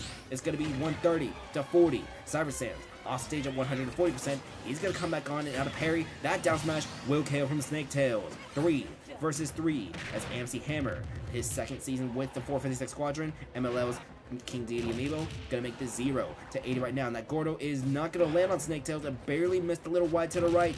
Gonna be 0 to 92 right now. So we're gonna see up next, Up Smash, not gonna land. Neutral B into Up Smash, and Snaketails will get KO'd. Here comes Kayleen for Toronto.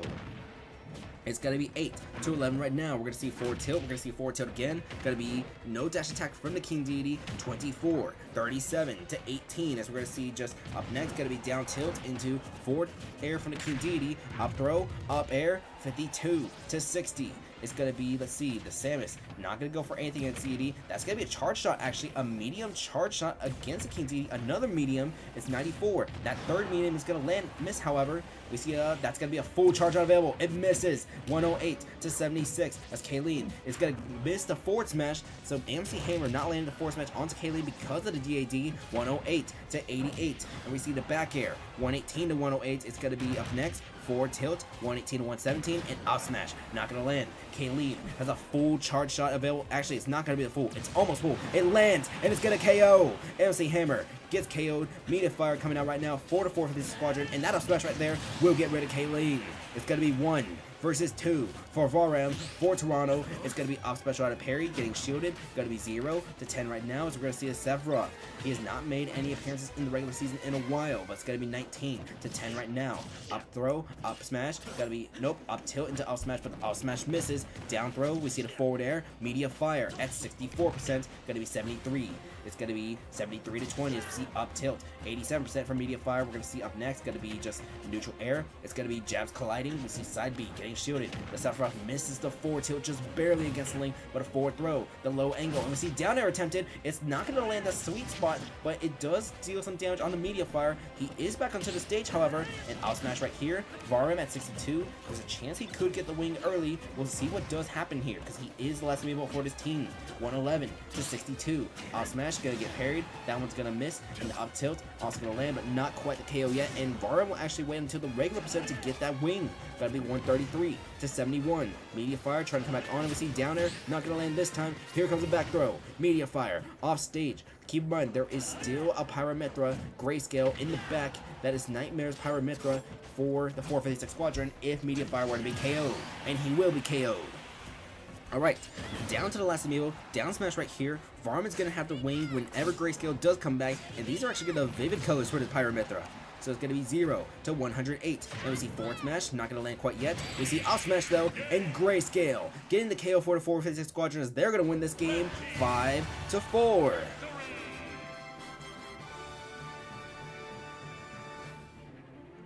Alright. So let's see, we see, I think it was beautiful back and forth action. Yes, folks, here it is, the first beautiful back and forth action of the preseason. It's going to be between the 456 Squadron and Toronto. Everyone except the Link, who's self-destructed, gets a KO in this match. Yes, that does count as KO for Captain Funsize because he did survive, all that. You know how it all goes. Alright, this was match number 6 of the night, so I do need to back out in order to jump back in real quick, so we're going to back out. The Squadron Amiibo Draft League will resume shortly in about 2 or 3 minutes.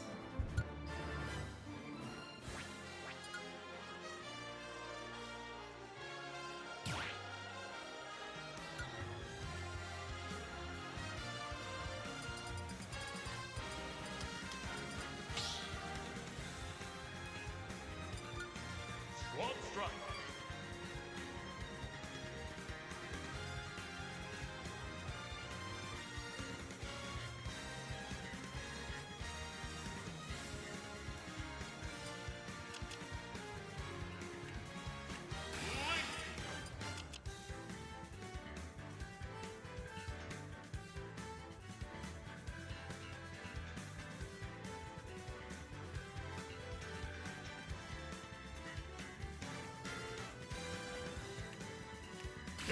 TDD.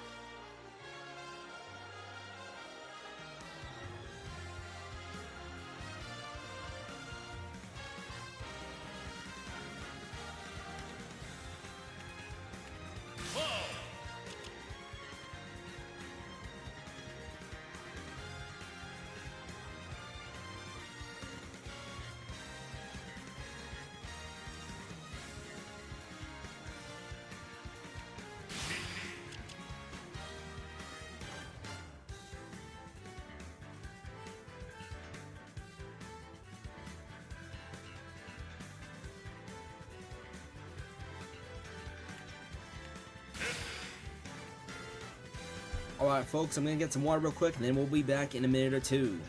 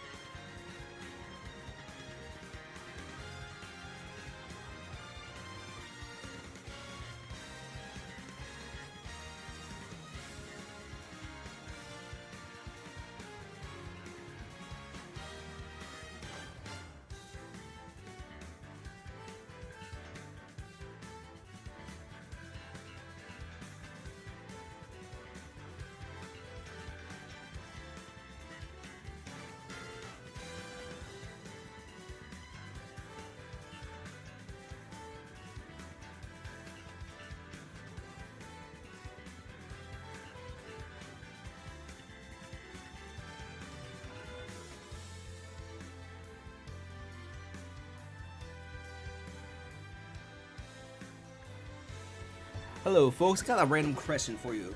When's the last time you had the sweet tea from McDonald's? No, seriously, I just realized the last time I had a sweet tea from McDonald's, like, it was like the Obama administration the last time that was there. Cause, okay. The sweet tea at McDonald's, like, so overly sweet, it gives me like a stomachache, all that. It's better for me to get a soda at McDonald's. Yes, it's just better for me to straight up get a soda. Not even like I think they got lemonade, so I don't really go to McDonald's anymore for like lunch. I also have like coupon for like something free. There's like better places, but if I have to settle McDonald's and that, yeah, McDonald's still like pretty good. But like, I have not had a sweet tea since like Obama was president. That's like 10 years ago. Anyways, we are gonna have the Grand Army of the Republic versus Carbon Show's team. Two teams who rebranded. So Grand Army of the Republic, that their new general manager is ZFG. This team was formerly Joe Kaya's team, which was Edmonton, the Season 3 champions.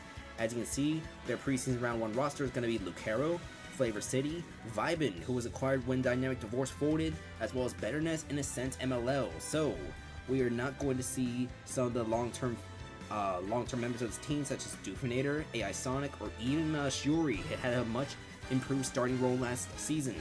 So, no Doofinator, no AI Sonic, no Shiori in this first round. As for not Very Dodge's team. Very Dodge's team, that was the name of this team, but now they are Carbon Show's team since Carbon Show is the general manager running this operation. Unfortunately, he did not submit a roster order, so we just randomized things, and the randomizer said put Bob, Sauce Alger, Soldier, Samurai X, and 910 here. Samurai X is a Sheik who's barely gotten any playing time, but has been around here in the bench. We'll see what she can do. Soldier, I think, spent a season with Your Worst Nightmare before, was mainly a free agent, they got thrown over here. 910, usually the leadoff. Bob had a very strong rookie season. Sauce Alger, very strong amiibo, but we're not going to see Starless playing today. Uproot is no longer a member of this team because of the ban, so they will need to find someone to make up for Uproot. Donk is a member of the team called Magnus, so we'll see what this team could do. they also didn't draft because, well, the GM. This is the 4th different general manager in 4 seasons for this team. In season 2, it was very doggish. He disappeared in season 3. So Jim, Dabuffalo, they took over. But in season 4, they split off to become Miami and Buffalo, respectively. So we had Jacob become the general manager season 4, but he kind of vanished after season 4. Like, not really active, didn't make any draft picks. So Carbon Show has now taken over for season number 5. And of course, Very Doggish. We did try to reach out to we would have reached out to Very Doggish, but Very Doggish, he was banned because of some off-season incidents, all that. Last off-season, though, not this off-season. He was not in charge of the team whenever his ban was issued, so that's why this team's not full. That's why the team is still around. But let's get started. The first game for 2 rebranded teams. We do have a 3rd team that rebranded. They're going to be the final game of the night. But first, let's get started over here. The Season 3 champions versus Carbon Show's team. Let's get started. Alright, Lucero, Bob, they're going to be your leadoffs. Flavor City is there to make up for the loss of Crouch because Victex requested that there would be a award to leave the league whenever the season ended. Of course, the Amiibo trained by Very Doggish, they left. The Amiibo trained by Victex, they left. So teams like Fancy Feet Enthusiasts, they will have to see what they can do without Ice Eater 40. We'll talk about the Fancy Feet Enthusiasts when we get to them. That's going to be the next game from now. But for now, Lucero versus Bob. And don't worry, I didn't forget to remove the Brain Rot. 2, 1, go! Alright, so it's going to be side B, neutral air, neutral B again, and we're going to see this Link dealing 46% already to Bob. 16 to 46, we see the side B. We're going to see a down throw into the forward air. We see another forward air, we will not. It's going to be 36 to 66. It's going to be the Link with the side B. It's going to be just forward tilt here, 50 to 66. As we're going to see up next, just going to be 50 to 81, down smash, gonna make this 65 to 81. We see a side B, not gonna land, it's gonna be, let's see, jab, jab, jab from the Link, 65 to 94. We're gonna see down tilt, not gonna land quite yet, it's gonna be neutral B into, let's see, 80 to 113. We're gonna see forward air, and that's gonna be KO from Lucero against Bob. Sauce Alger, gonna be coming out right now for Carbon Show's team. Here comes a forward smash, and that will KO. So 4 versus 4 right now. Flavor City, a rookie, gonna come out for the Grand Army. Gonna be 0 to 31. We're gonna see Sauce Ultra already at 44, 70. As this King Deity, he used a down air, and I don't think Sauce Ultra's gonna make it back. He will actually make it back onto the stage, but it's gonna be a missed up tilt from the King Deity. That was some good offstage shenanigans right there, but a strong down air would have been able to land and get a KO. Instead was the weak one. He taunts. It's gonna be forward tilt. Forward smash from Sauce Ultra here, 60 to 96. We're gonna see 65 to 96. Then a down B attempt does not land. It's gonna be 89 to 96, 94 to 96. Forward tilt, gonna make it 94 to 107. Side B, not gonna land quite yet. It's 94 to 116. For side tilt, it's gonna be dash attack, and it's a Sauce Ultra getting KO'd. Soldier gonna make his appearance right here. This is Agron, Ghost, Cloud, Amiibo. Forward tilt will KO Flavor City, and now Vibin making his debut with the Grand Army of the Republic. With him being a member of this team, we said he could have been one of the biggest steals of the Season 4 draft. Didn't really get super utilized by the Dynamic Divorce last season. We'll see what he can do as it's 75 to 86. But this, alongside the likes of Ascent, Shiori, Dufinator, and even AI Sonic, this could possibly be a very strong team as Vibin gets KO here. Samurai X gonna make her way out. It's gonna be 109 to 100 right now. It's a Sheik. This is Duke Fizzle's Sheik Amiibo. Gonna be 109 to 100. 23% already from the up smash. We see forward smash. 126 to 23 as we see the Sheik goes off stage. It's gonna be short. So Vibin is going to fall short, get some damage on the Samurai X, and now Betterness, who is one of the 5 main members of Edmonton Season 3 Championship run, going to be 11 to 60 right now. As we see side B, that's going to miss. Up smash, making this 47 to 60 right now. We're going to see up next side B, it's going to be 49 to 62. As we see forward smash, 58 to 62, 62 each right now in the 2 versus 2 scenario. And the Sheik with the up smash, it's gonna be, what do we see now? It's gonna be dash attack, 82, forward air, gonna make this 90 to 65. Can this Sheik get a second KO for Carbon Show's team? Production can be found anywhere as forward smash, gonna make this 111 to 65. We're gonna see up next, gonna be a forward smash. No, it's gonna be down smash from the Lucas. He got fire getting shielded. It's gonna be dash attack, and now we see jab, jab, jab from the Lucas, 111 to 90, and Sheik is going to be able to come back onto the stage. She will. It's going to be 111 to 98 right now. We're going to see up next, going to be a missed down smash from the Lucas. 111 to 98. As we're going to see, just going to be down smash right there. Able to KO 910. Has a 1 versus 2 scenario. It's going to be 130 to 0 right now. As we see down smash getting shielded. It's going to be forward smash from the pit. And that will get rid of Lucas. So it's going to come down to Ascent versus 910, and 910 already at 61%. It's going to be 0 to 61. We're going to see just a down tilt into forward air, missing from the pit, up throw, no up air, but we do see the up smash. Now we see an up air. It's going to be 49, 51, 68 to 61, as the gap has been closed by 910, 68 to 61, as we're going to see up smash miss. It's going to be a down throw. We see a forward air. No, forward air misses from the Lylat, and pit tries to go off stage. 82 to 69. We see down smash miss, down smash from the pit, and we're going to see does he go for forward air. He tried, but he misses. 98 to 69. We're going to see up next. Going to be a down smash right there from Ascent and the Grand Army of the Republic. They're going to win this game 5 to 4.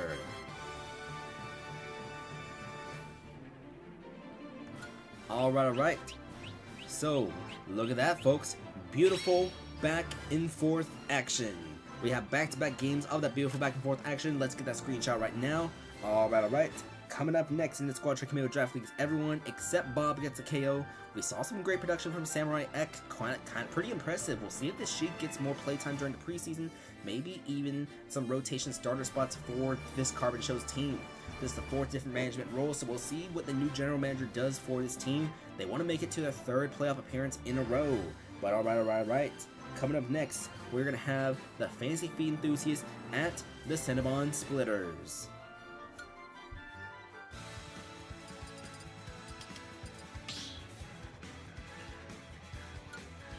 Squad strike.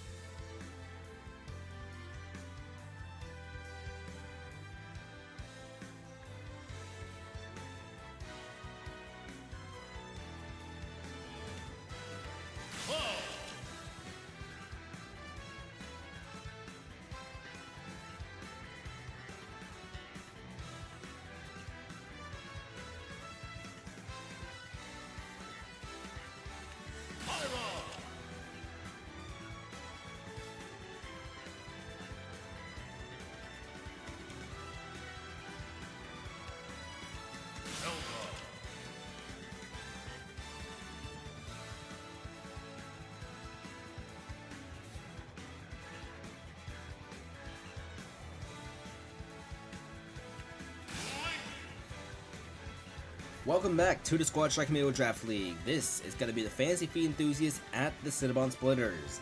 The Fantasy Feed enthusiasts, they had a ridiculously strong start to season number 4, but they suffered a big collapse. They were still able to make it to the playoffs in the final round, however. So, We'll see what the Fantasy Feet enthusiasts can do this season. Maybe they can have a much better record, but they are going to be playing some bench players today. We're going to see Mac making his preseason appearance here. He spent last preseason with the Novas, I believe. Greg, who is a rookie, they're going to see him in the leadoff slot, but we do have some starters playing in the form of Yuri, Lego Batman, and Cheesecake, who is the first round pick of this team. We'll see if Cheesecake can help prevent some of those late season collapses we saw from the Fantasy Feet enthusiasts. On the other side of things, the Cinnabon Splitters, we have Mr. Ninja, Cloud Jr., Amazon Lily, Sailor Moon, and Wetstick. A similar roster to what we saw last season, but I do believe that it's going to be Bajista being replaced by Sailor Moon, a rookie first round pick from this team. The Cinnabon Splitters, they want to try to improve this season. They do have some pretty good assets. It's just a matter of getting everything together. If they can get everything together, maybe we might see this team make the playoffs in their second season. On the bench for Cinnabon Splitters, we have Mr. Boss, Boy Hawk, Bajista, Fight Me, Immersion, and Ishtar. So we'll see what happens there. Alright, let's get rid of the brain rot real quick, and let's get started. Greg versus Mr. Ninja are going to be your leadoff, so up, left, right, down, A. Let's press those buttons, and let's begin. Gonna get some water real quick. 3, 2, 1, go! Alright, so first damage is going to be dealt by Mr. Ninja. Actually, yeah, and they're off stage already. It's going to be 36-12, so we see a little bit of early off stage. Nothing too much though, as, let's see, both Amiibo trying to go off stage again. It's going to be 36-27. Down air, Olimar trying to come back on. He will come back on because that was not a spike. It's going to be 44-39. Still a little bit of off stage going on. Now we see back air, and Mr. Ninja, he is going to fall short. So Greg, with the leadoff win, Cloud Jr. is going to come out right now for the Cinnabon Splitters. We'll see what Luckman's Cloud can do here. It's going to be back air, 46-16, as we're going to see forward tilt. It's going to be, let's see, it's going to be down air from the Olimar. Greg, up tilt. It's going to be up air. We see it's going to be forward smash right here from the Cloud, getting shielded. Down throw, do we see forward air? We see a side B that's going to put some big damage. Nope, not too big damage on Cloud Jr., but it's going to be 70. 85-72 as Cloud Jr. has the off stage. He's going to try to use the forward air, does not land it. Dash attack. Limit break is still an option. He tries using an up special. He misses. It's going to be 99-94 as we see the Olimar. Can he get a second KO here? Side B from the Cloud. Greg still alive as we see Cloud trying to charge that down B a little. Taking some chip damage now from the Pikmin. It's 127-103. Down air. Not a spike, but he is going to fall short. So that's 2 KOs in the leadoff from Greg. Amazon Lily going to come out right now for the Cinnabon Splitters. We're going to see just a smash, not going to land. Jab, jab, jab right now from Amazon Lily. 142-0 right now as we see side B. That's going to put 2, 4, 6, 8, 10, 12 damage onto Amazon Lily. It's going to be off smash. 44% already. But the neutral air able to get rid of Greg. Here comes Mac. This is Volkey's Young Link Amiibo. 13-50 right now. See off special on the way back up to get some damage. 30-57. We're going to see this Young Link waiting for the side B to end. Shielding the off special. Getting the forward smash. 30-79 right now. We see the side B getting shielded. It's going to be side B right here. They collide. Going to be a neutral special attempt from the Young Link. Bit of a questionable move, but this Young Link is in the lead right now in terms of percent. Going to be off smash, making this 69-101. We're going to see up next. Just going to be jab, jab, jab from Amazon Lily. 82-101. Up B, get some damage. Down smash, gonna make this 97-108. We're gonna see up the get up attack, 97-119, 113-119. Off smash, not gonna land. MC Mac try to go off stage, doesn't do anything when off stage. 113-139. Tries the forward air and up air. That's a KO right there from Mac. It is 4 versus 2. Sailor Moon gonna make it 3 versus 2. This is Soy Sauce Zelda against 1EM Zelda, Yuri. So Yuri versus Sailor Moon as Yuri getting some damage on Sailor Moon. Down air. Sailor Moon, she's going to come back onto the stage. Oh, now down air. And Yuri with the 0 to death against another Zelda. It's going to be 1 versus 3 for the Cinnabon Splitters. So it's going to be 34-42-8 right now as we see Yuri. It's going to be forward smash right here. Do we see some off stage from Yuri? It's going to be 42-25. Off smash, not going to land. Going to be a dash attack. It's going to be 45, 57, 62, 79-40 right now as we see the Link. Does he go off stage? He is going to try to go off stage. Yuri going a little bit high on the way back up, getting away with it. No, she gets hit by the boomerang. 92. Forward smash right here. Yuri will barely survive in the corner. Going to make this 121. And that's the forward smash. That's going to KO. It's going to be Lego Batman coming out right now for the Fantasy Feet enthusiasts.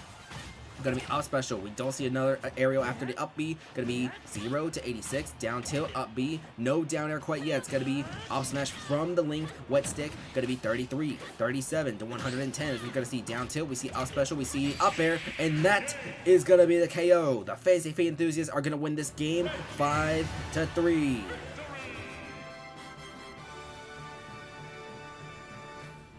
So we are not going to see Cheesecake in this game. We're not going to see Cheesecake make his preseason debut. We see Mac with a little bit of action. Greg, though, 2 KOs as the leadoff. Yuri with that 0 to death on Sailor Moon. Lego Batman getting the game-winning KO. A 5-3 victory for the Fantasy Feet enthusiasts. Mr. Ninja, Cloud Jr. getting KO'd. And then afterwards, it was just back and forth, but you cannot be back and forth when you are behind. You need to be more than back and forth if you want to win. All right. So that's going to be it for this game right here. Let's see. I think that was game number 8. 9. Yeah, that was game number 8. So we have 3 games remaining. Chaos Corp Novas, Green Bay Buffalo, and Natsuki at Miami. So let's head to our next game right now. Get that screenshot. And after this, when we come back, it's going to be the Chaos Corp at your defending champions, the Novas.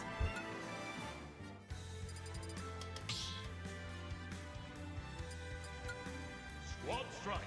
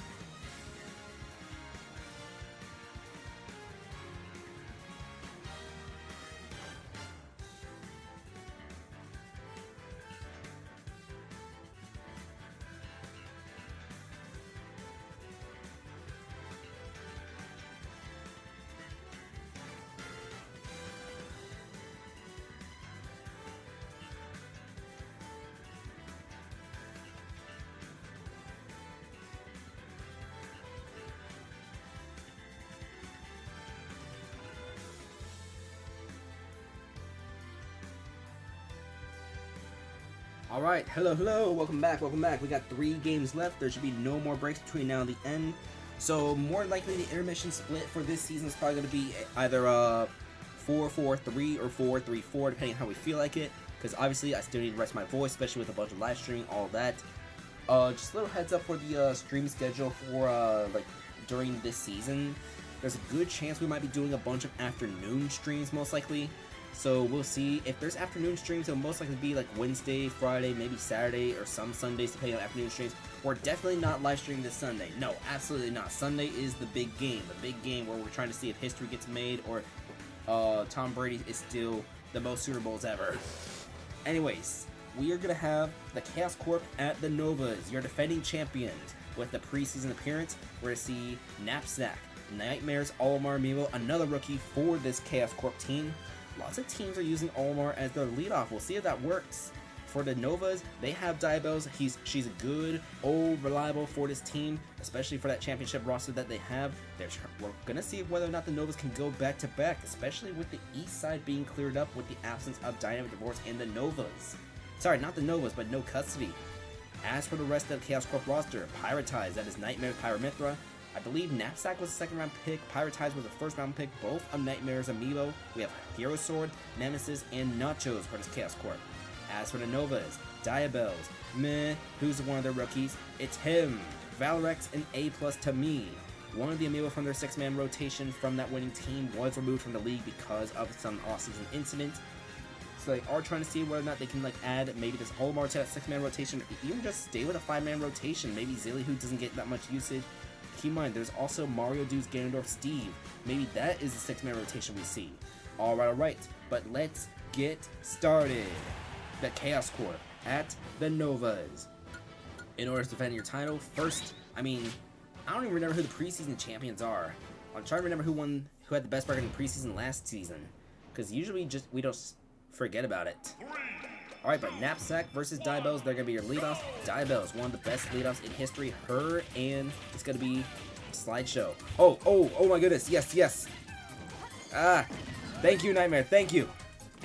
That is going to be my irrational fear going on. I got to remember to remove that Slideshow. Yes, it's because, okay, on my screen, Diabels is already at 102%, but here's the thing. I have 2 monitors. And my left monitor, which has my how the stream looks on your end, it's blocked by the power save screen, so I can't exactly see it.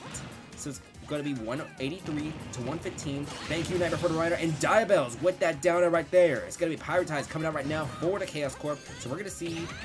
Honestly, is it really a Chaos Corp game without a little bit of chaos, such as production issues? Alright, we're going to see an upbeat. That's going to get rid of Diabels. So now it's going to be coming out for the Novas. So 39 to 13 right now. We're going to see the Olimar coming back onto the stage. We're going to see that side B. It's going to be 39 to 27.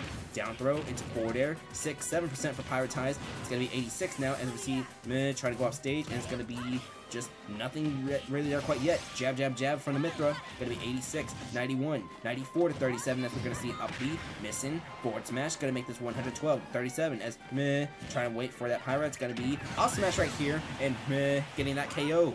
So Hero Sword coming out right now for this team. It's going to be 18 to 51. We see side B. We see forward smash. Making this 55, 57, 59, 61 to 62% right now. Has this Hero at 70, 93%. Will he go off stage? He tried to go off the stage right there, but did not land it down air. Off smash, gonna make this 109 to 62. As we're gonna see up next, just gonna be forward smash, and he got 2 KOs. 0 to 81 right now. It's Nemesis coming out right now. Off smash. Will barely survive. And that off smash getting interrupted. Forward tilt though. And the Olimar is still alive for now. He's going to have to abandon his pick when he come back onto the stage. He has the red one still. 9 to 142. Doria. That's going to be the KO right there. But not after the 2 KOs from So how was his preseason debut? 37 to 44, as it's him. Penguhr's Dr. Mario coming out for the Novas. Gonna be 50 to 44 right now. We're seeing Neutral B, forward throw. It's 71 to 44. We're gonna see Dr. Mario with the forward smash, 95 to 44. What do we see now from him? It's gonna be just up smash getting shielded. It's gonna be dash attack getting shielded, but the shield is almost broken from him, but it doesn't matter. He gets a down smash KO, and now Nachos has a 1 versus 3 scenario for the Chaos Corp. It's gonna be 42 to 59 as Dr. Mario trying to go off stage with the forward air. Down tilt, it's gonna be 42 to 70. 71. Pill being deflected. The Gordo back onto Nachos. Gonna be 64. 70 to 71. We're gonna see up next is gonna be, do we see an up smash here from a 10? We will see a forward smash getting shielded. Now a back throw. 88 to 71. It's gonna be, we see up throw. After an up throw, it's gonna be up smash. Nachos will survive the up smash. He's coming back down, but we're gonna see forward air. Interrupting it's him. It's gonna be 124 to 84. And the forward smash right there. The Novas are gonna win this game 5 to 2.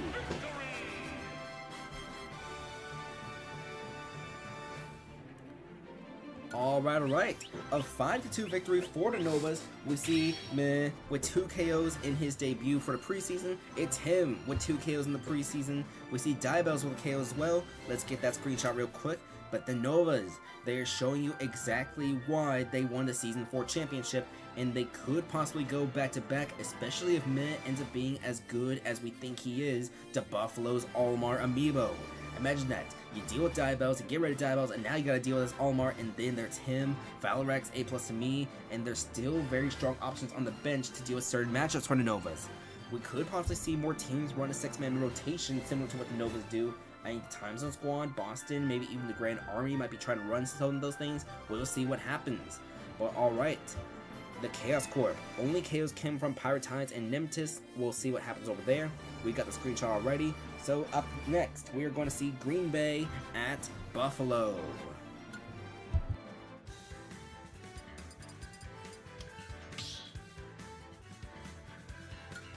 Squad strike.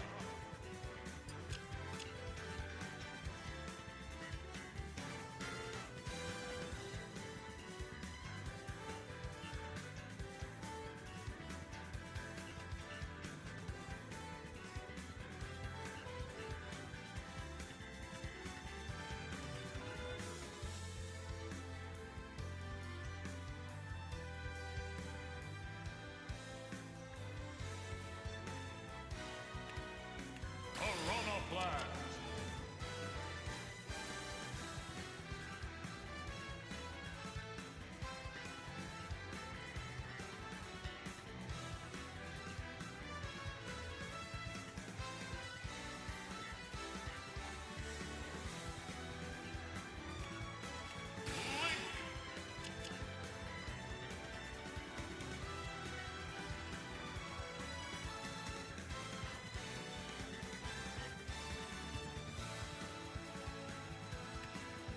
Meta Knight.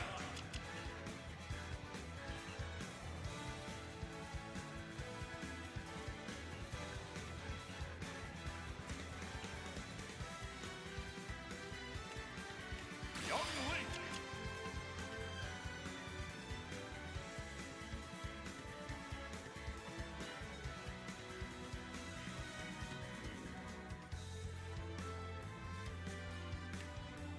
King TDD.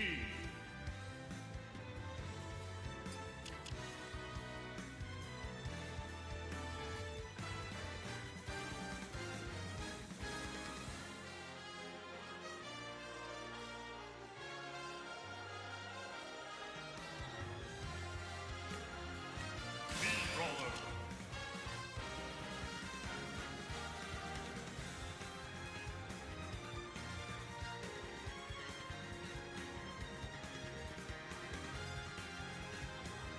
Oh yeah, one more elephant in the room. So, because the Swarm folded their King Deity Amiibo, we have not seen where I Don't Love You ended up. Here's where I Don't Love You is. I Don't Love You was selected in waivers by Buffalo. That's right, one of the better King Deities in the league is now a Buffalo Amiibashers, and this team, they lost in Game 3 to the Novas in that playoff series. They want to try to get further and maybe even win the East Division. This is going to be a very fun thing, especially since Buffalo and Novas, they play each other twice this season. That could be a very fun matchup. We'll get that rest of that roster. We also have an Amiibo from Fun Gang making their way over to the Buffalo Amiibashers. Buffalo made a bunch of moves this offseason as 14 J Masters Dark Pit, now a member of the Buffalo Amiibashers. Another Amiibo making their way, also from a folded team, is going to be Penguhr's Piranha Plant Bloom. That's right, after spending 4 seasons with the Ceiling Fans folded in the offseason. So we're going to see Bloom over here as a member of Buffalo. But wait. We're not done explaining everything, folks, because, as mentioned, no custody, net easy. They got banned, so that includes their Byleth Amiibo Venus, the first Amiibo to ever have 4 KOs in a single playoff game, which means the Buffalo Amiibashers need a new Byleth Amiibo. So where can they look at? Where can they look for? Ladies and gentlemen, joining the Buffalo Amiibashers, it's the Farm. The Farm is a member of the Buffalo Amiibashers. On the bench for this team, we have Donk, Voyager, Low as well. That's right, penguhr's hero Low, the best leadoff in the Western Conference last season, also a member of Buffalo. Buffalo might have one of the strongest off seasons. Tatsugiri is still here. Heim, the Job, Donkers. Buffalo could have one of the best rotations in the league. If they don't like what they have, they can easily switch it out for something stronger of the same grade. Buffalo, honestly, I know I said earlier Boston had the strongest offseason, but I think Buffalo had the best offseason. We'll see, we'll see. Of course, we still have to play those games in Boston, Buffalo. They're in the same division, so they got to play each other twice a year. We'll see. I honestly think the Eastern Conference is going to be super stacked this season. Let's see, the Eastern Conference. Sure, it's going to be Buffalo, Boston, Novas, JG Wentworth. They can make some noise. Miami. We'll talk about Miami in a little bit. They got a very good Amiibo, or at least an Amiibo we think is going to be very good as a rookie in the first round pick. We'll talk about that in the next match. It's Miami. They're going to host the Natsuki Lovers, who are formerly Red plus Blue. But in the meantime, let's get rid of this slideshow real quick. It's going to be a Corno, Quadruple X, Hola Amigo, Young Thug, and Chuck E. Cheese for Green Bay versus Bubble Base, I Don't Love You, Pity Bitch, Bloom, and The Farm for the Buffalo Amiibasher. Major offseason acquisitions for Buffalo. Let's see how they do in this first preseason game. Alright, up, left, right, down, A, presses A buttons again. A Corno has not made that many appearances for his team since Season 3. Bubble Base going to be the lead off on the other side. Let's begin. 3, 2, 1, go! Alright, so Bubble Base spent seasons 1 through 3 with Fairy Dog's team. 1 and 2 were on the bench. Season 3 got a bunch of usage when Jim and Dabuffalo were running the operation. In Season 4, he left, became a member of the Buffalo Amiibashers through the expansion draft. Now we're going to see up tilt, up air, going to be 60 to 34 right now. So we're going to see up next, just going to be, we see the Mii Brawler was going to go for a down special. That's a counter attack, by the way. 78 to 34. A Corno had back-to-back 20 kill seasons back in Season 1 and Season 2. Fell off massively in Season 3. And in Season 4, did not get any playtime at all, but is still here with Green Bay. Gonna be 110 to 34, so we're gonna see the Mii Brawler. It's gonna be Jab Jab from the Piranha Plant, 110 to 49. Jab Jab again, 110 to 61. Poison Cloud could become an option, but the Piranha Plant needs to come back onto the stage first. And a Corno, she will. Gonna make this 127 to 71. We'll see side B, Poison Cloud, but a forward smash from Bubble Base. That's gonna be a leadoff win. Here comes Quadruple X for Green Bay. Smash just getting interrupted, already at 29%. Gonna make this 29, but the Smash here, Bubble Base is gonna survive. He does not have head-on assault as an option because his down B is the counter attack. So he cannot use those head-on assaults in situations like the one after the Smash. It's gonna be Smash here, and that one is gonna KO with a face plant KO on the screen. So I Don't Love You. This is Ditto's King Deity Amiibo. Spent the last few seasons with the Swarm, but the Swarm folded, and now he is here with Buffalo. A huge upgrade in the King Deity position. It's going to be 104, 115 to 20% right now. So we're going to see up next, down smash, not going to land. That down smash also not landing. Gordo, not going to land either. We see the forward tilt, making this 124 to 20.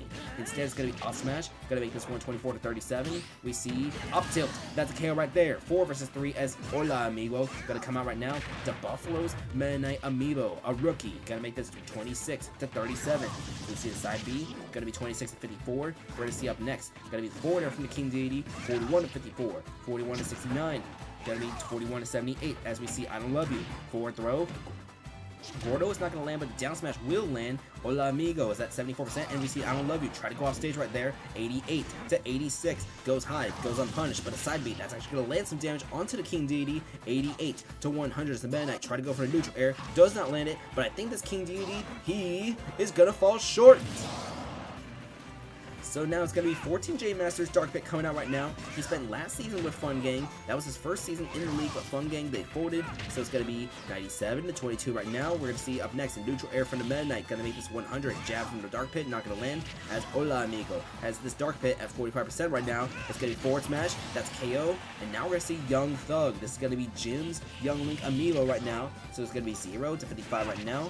So it's going to be 11 to 55. Actually, I think this is White Cheese's Young Link. Up B into up air. Up air does not land. Forward smash though. The Dark Pit at 93%. We're going to see 21 to 93. This Dark Pit going to go get hit by a jab, jab, jab actually. 21 to 103. Dark down B getting reflected. That boomerang. 39 to 103. The up smash, second up smash does not land either. Going to make this 53 to 105. We see the up throw. We're going to see a neutral B attempt from the Dark Pit. I don't know why the Dark Pit is going for these neutral Bs, but he is doing a good job reflecting some of these boomerangs. 68, 83 to 113% right now. We're going to see forward air not landing. Jab, jab, jab from the Young Link. 83 to 124. It's going to be 83 to 131, 97 to 131 is up next. Dark Pit coming back onto the stage. It's going to be the Young Link with the up smash, and this one will land. It will KO. Bloom got to make his appearance for the Buffalo Amiibashers. Spent the first 4 seasons of his career with the Ceiling fans. It's going to be 106 to 10 right now. Down air right there. Not able to KO. So we're going to see neutral air not landing either. 131 to 21. So we're going to see just going to be it's going to be a forward smash. 131 to 41. We're going to see a parry. We're going to see jab, jab, jab. And Bloom at 52%. Penguhr's Prime Plank. Both Amiibo coming back onto the stage. Going to make this 131 to 52. We're going to wait and see. As we see down throw. We see up air. 131 to 79. It's going to be the Young Link. Going to be a down throw. Do we see up air again? We do see the up air. 134 to 103. Could this Young Link? He won't. So Chuck E. Cheese has a 1 vs 2 scenario for Green Bay against Buffalo. It's going to be 0 to 125. We're going to start with that down special. Not going to land quite yet. 2 to 125. It's going to be 12 to 125. Down B. Going to miss. Not going to land quite yet. 53, 64 to 125. As we see up next. Going to be forward tilt. Going to be forward air. 82 to 125. It's going to be neutral air, up tilt. You see the neutral air from here. Going to be 92 to 138. It's going to be a up throw. After the up throw, it's going to be 117 to 138. There's a good chance we don't see the farm today, ladies and gentlemen. Got to be 129 to 153. And Bloom is able to survive for now. And it's going to be off-stage KO from Chuck E. Cheese. So we will see the farm. The farm also spent last season with Fun Gang, so he and the Dark Pit coming together. It's going to be 143 to 0 right now. Gordo getting deflected, coming back. Chuck E. Cheese is alive at 162%. Able to come back on. It's going to be 162 to 12. Chuck E. Cheese. It could be possible for him to come back, but it's going to be tough, tight, and tedious. It's going to be 173 to 51 right now, as we're going to see a parry, up tilt. Do we see up air? We don't see an up air. It says it's going to be just the forward tilt, and that is going to do it for the Buffalo Amiibashers. They're going to win this game 5 to 4.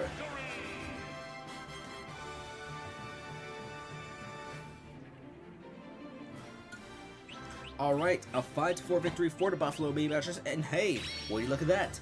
Beautiful, back and forth action. Everyone except a corner getting 1 KO each, so we're going to see Quadruple X, Hola Amigo, Young Thug, Chuck E. Cheese getting KOs for Green Bay.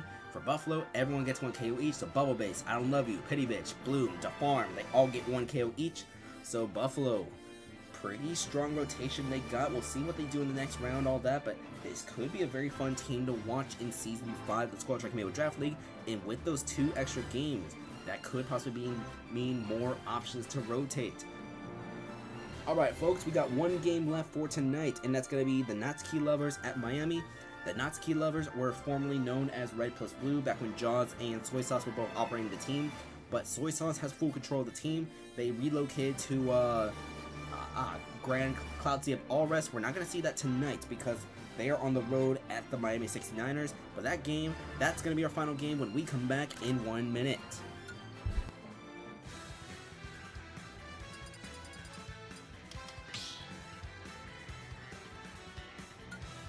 Squad strike.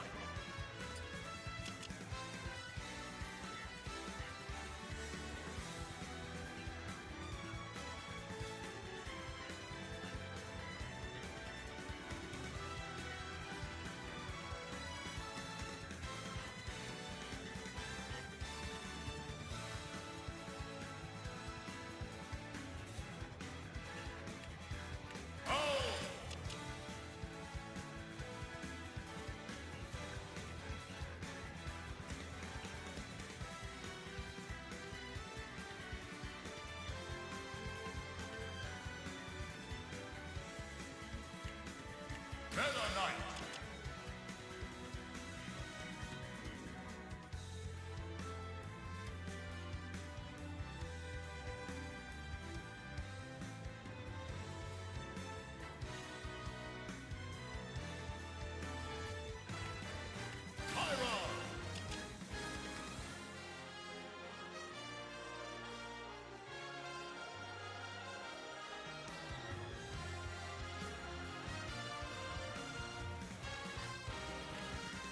Pokemon Trainer.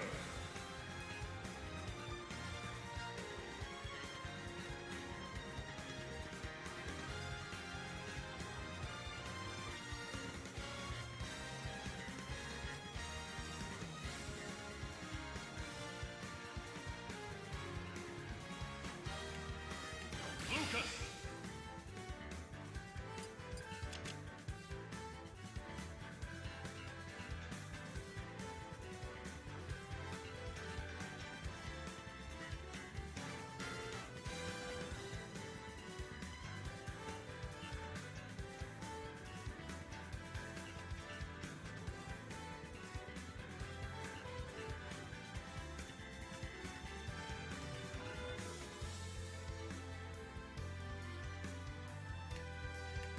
Lucario.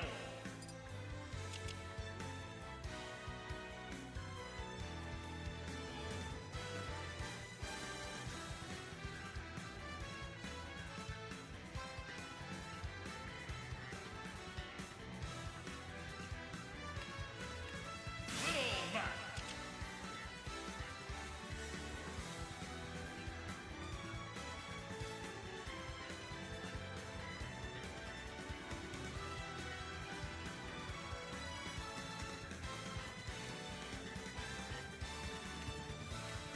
Richter.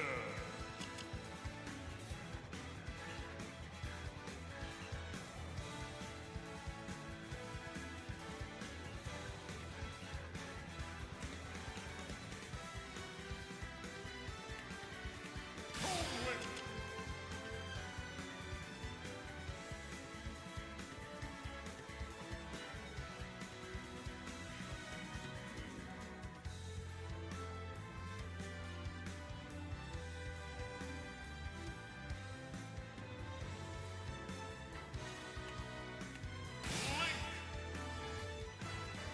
Alright, welcome back to the Squad Strike Amiibo Draft League. This is going to be the final match for tonight, as we're going to have the Natsuki lovers at the Buffalo Amiibashers.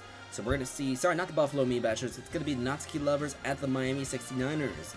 So it's going to be Fred, Lore, Doomed Yuri, Dumas, and Depression versus Vengeance, Yamcha, Sub-Zero, Lil Nas X, and Trim Drake. Let's get started. Don't worry, I forgot to get rid of the brain rot. Up, left, right, down, A. I'll probably make like graphic versions of those. We'll see, but let's press those A buttons real quick and let's get started. Alright, so Fred versus Vengeance are going to be your leadoffs. This is going to be Vengeance's first appearance. This rookie was extremely hyped up. Originally supposed to be a member of the Season 4 draft class, Vengeance did not file his paperwork in time, so that's why he had to wait an entire season in order to come here now in Season 5. We'll see what he can do with that extra season of training. Going to be 43 to 25 right now. Going to be 43 each right now as Vengeance. Keep in mind, Lucario has the aura, and he's trying to go off stage. Does not land it down there. Going to be 58 to 43 as both Amiibo off stage. Coming back on. Going to be 58 to 54. It's going to be Aura Spear not landing. It's going to be 58 to 74 right now. Lucario, he gets half aura around 90%, I believe. It's going to be 100 right now, so he should be operating at half aura. Going to be 58 to 102. Fred, let's see what he does. It's going to be good. Lucario gets hit by the forward smash, and Fred with the leadoff win. Here comes Yamcha for Miami. Going to be 68 to 0 right now, as we're going to see just 4 tilt. Yamcha getting Fred off stage. Fred only has a purple Pikmin to come back onto the stage. Going to be doing some 4 tilt. We see a forward smash from Yamcha right there. So now Lore going to be coming out right now for the Natsuki lovers. Going to be 0 to 24. The Natsuki lovers had the worst record in the league last season, getting the number 2 pick in the draft behind Mid-Class Nation because Mid-Class was the expansion team. The top 3 was it was Mid-Class, it was Natsuki, and then it was Ottawa, both teams in the Eastern Conference. Mid-Class are playing the Western Division, by the way. Actually, no, Mid-Class is an independent. But Yamcha has the KO punch available. Will he use it? He still has it available. Trying to come back onto the stage. It's going to be 56 to 82, and he will not be able to use that KO punch. Lore at 6-7%. Going to be 6-7 to 86, 88 to 86. So we see up next, just going to be forward smash right there. Yamcha with 2 KOs for Miami. Doomed Yuri going to make her way out for the Natsuki lovers. Up B, explosion does not land.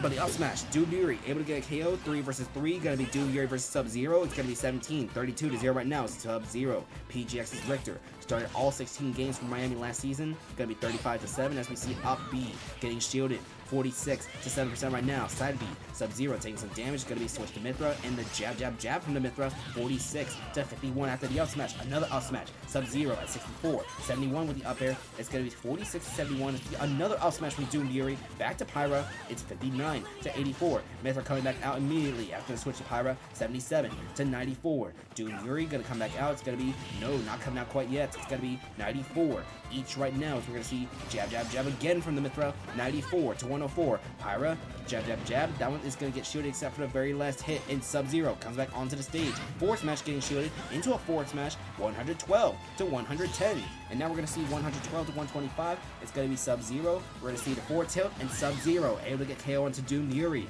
Now Dumas making their way out. This is the Ivysaur leading Pokemon trainer belonging to Duke Fizzle. This is going to be their 3rd season with the team. It's 11 to 143, 20 to 143.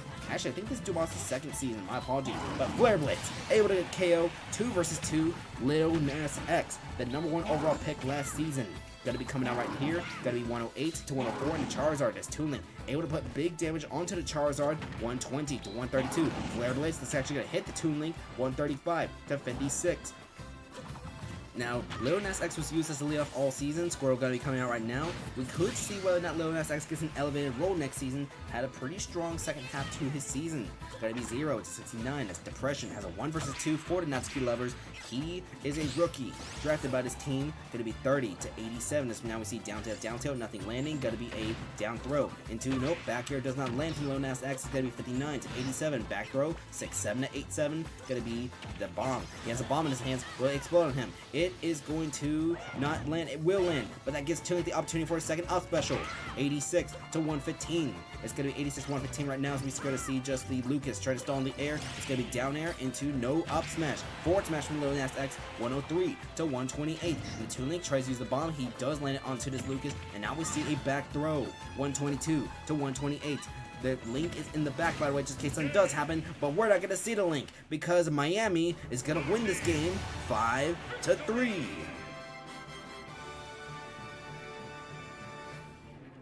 All right. So we will not see Tim Drake as Yamcha, Lil Nas X, 2 KOs each, Sub-Zero with a KO. So some of the core from last season's Miami roster able to get those KOs for the team. Vengeance, leadoff loss against Fred. Doomed Yuri got a KO. Dumas got a KO. Tim Drake need not appear. But the Natsuki lovers, they want to bounce back after that horrible season 4 they had back when they were Red plus Blue. Maybe a new name, new venue that could possibly change things up. But for more or less, it's still relatively the same roster. Let's see, Natsuki lovers on the roster. They still have power. There's still Hassan. They drafted a Link. Bloxer is still here, and there's also a Sonic they can maybe experiment with.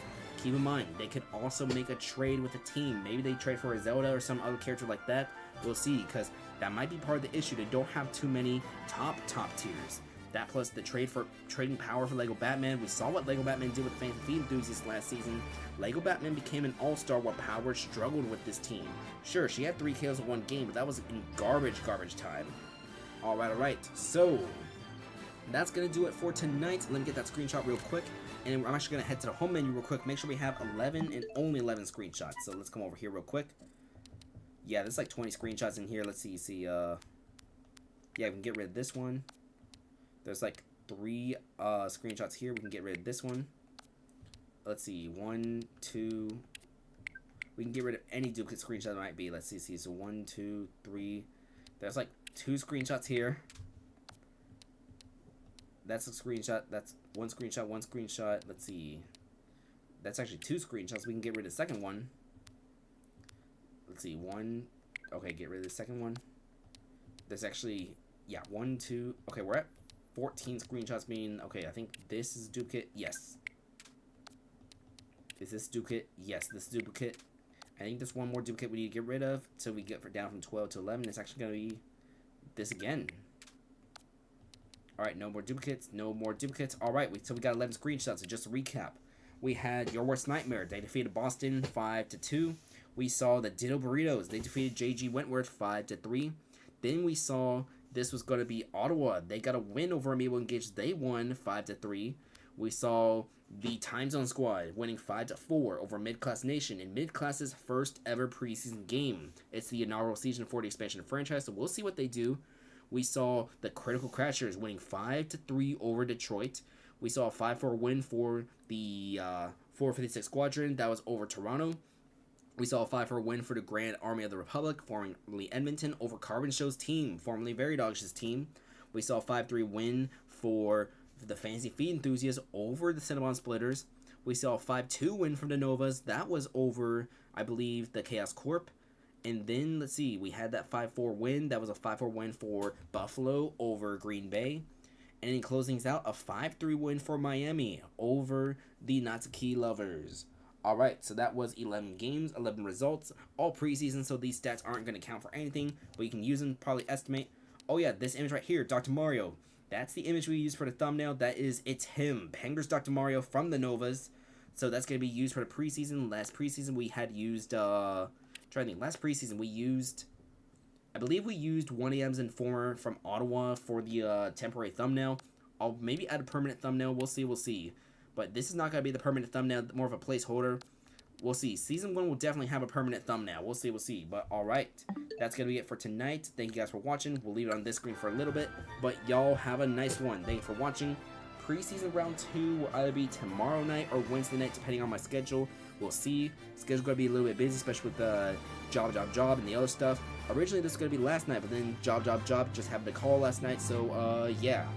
Alright, but y'all have a nice one. We'll see you for preseason round 2 whenever we have time. Thank you for watching. Y'all have a nice one.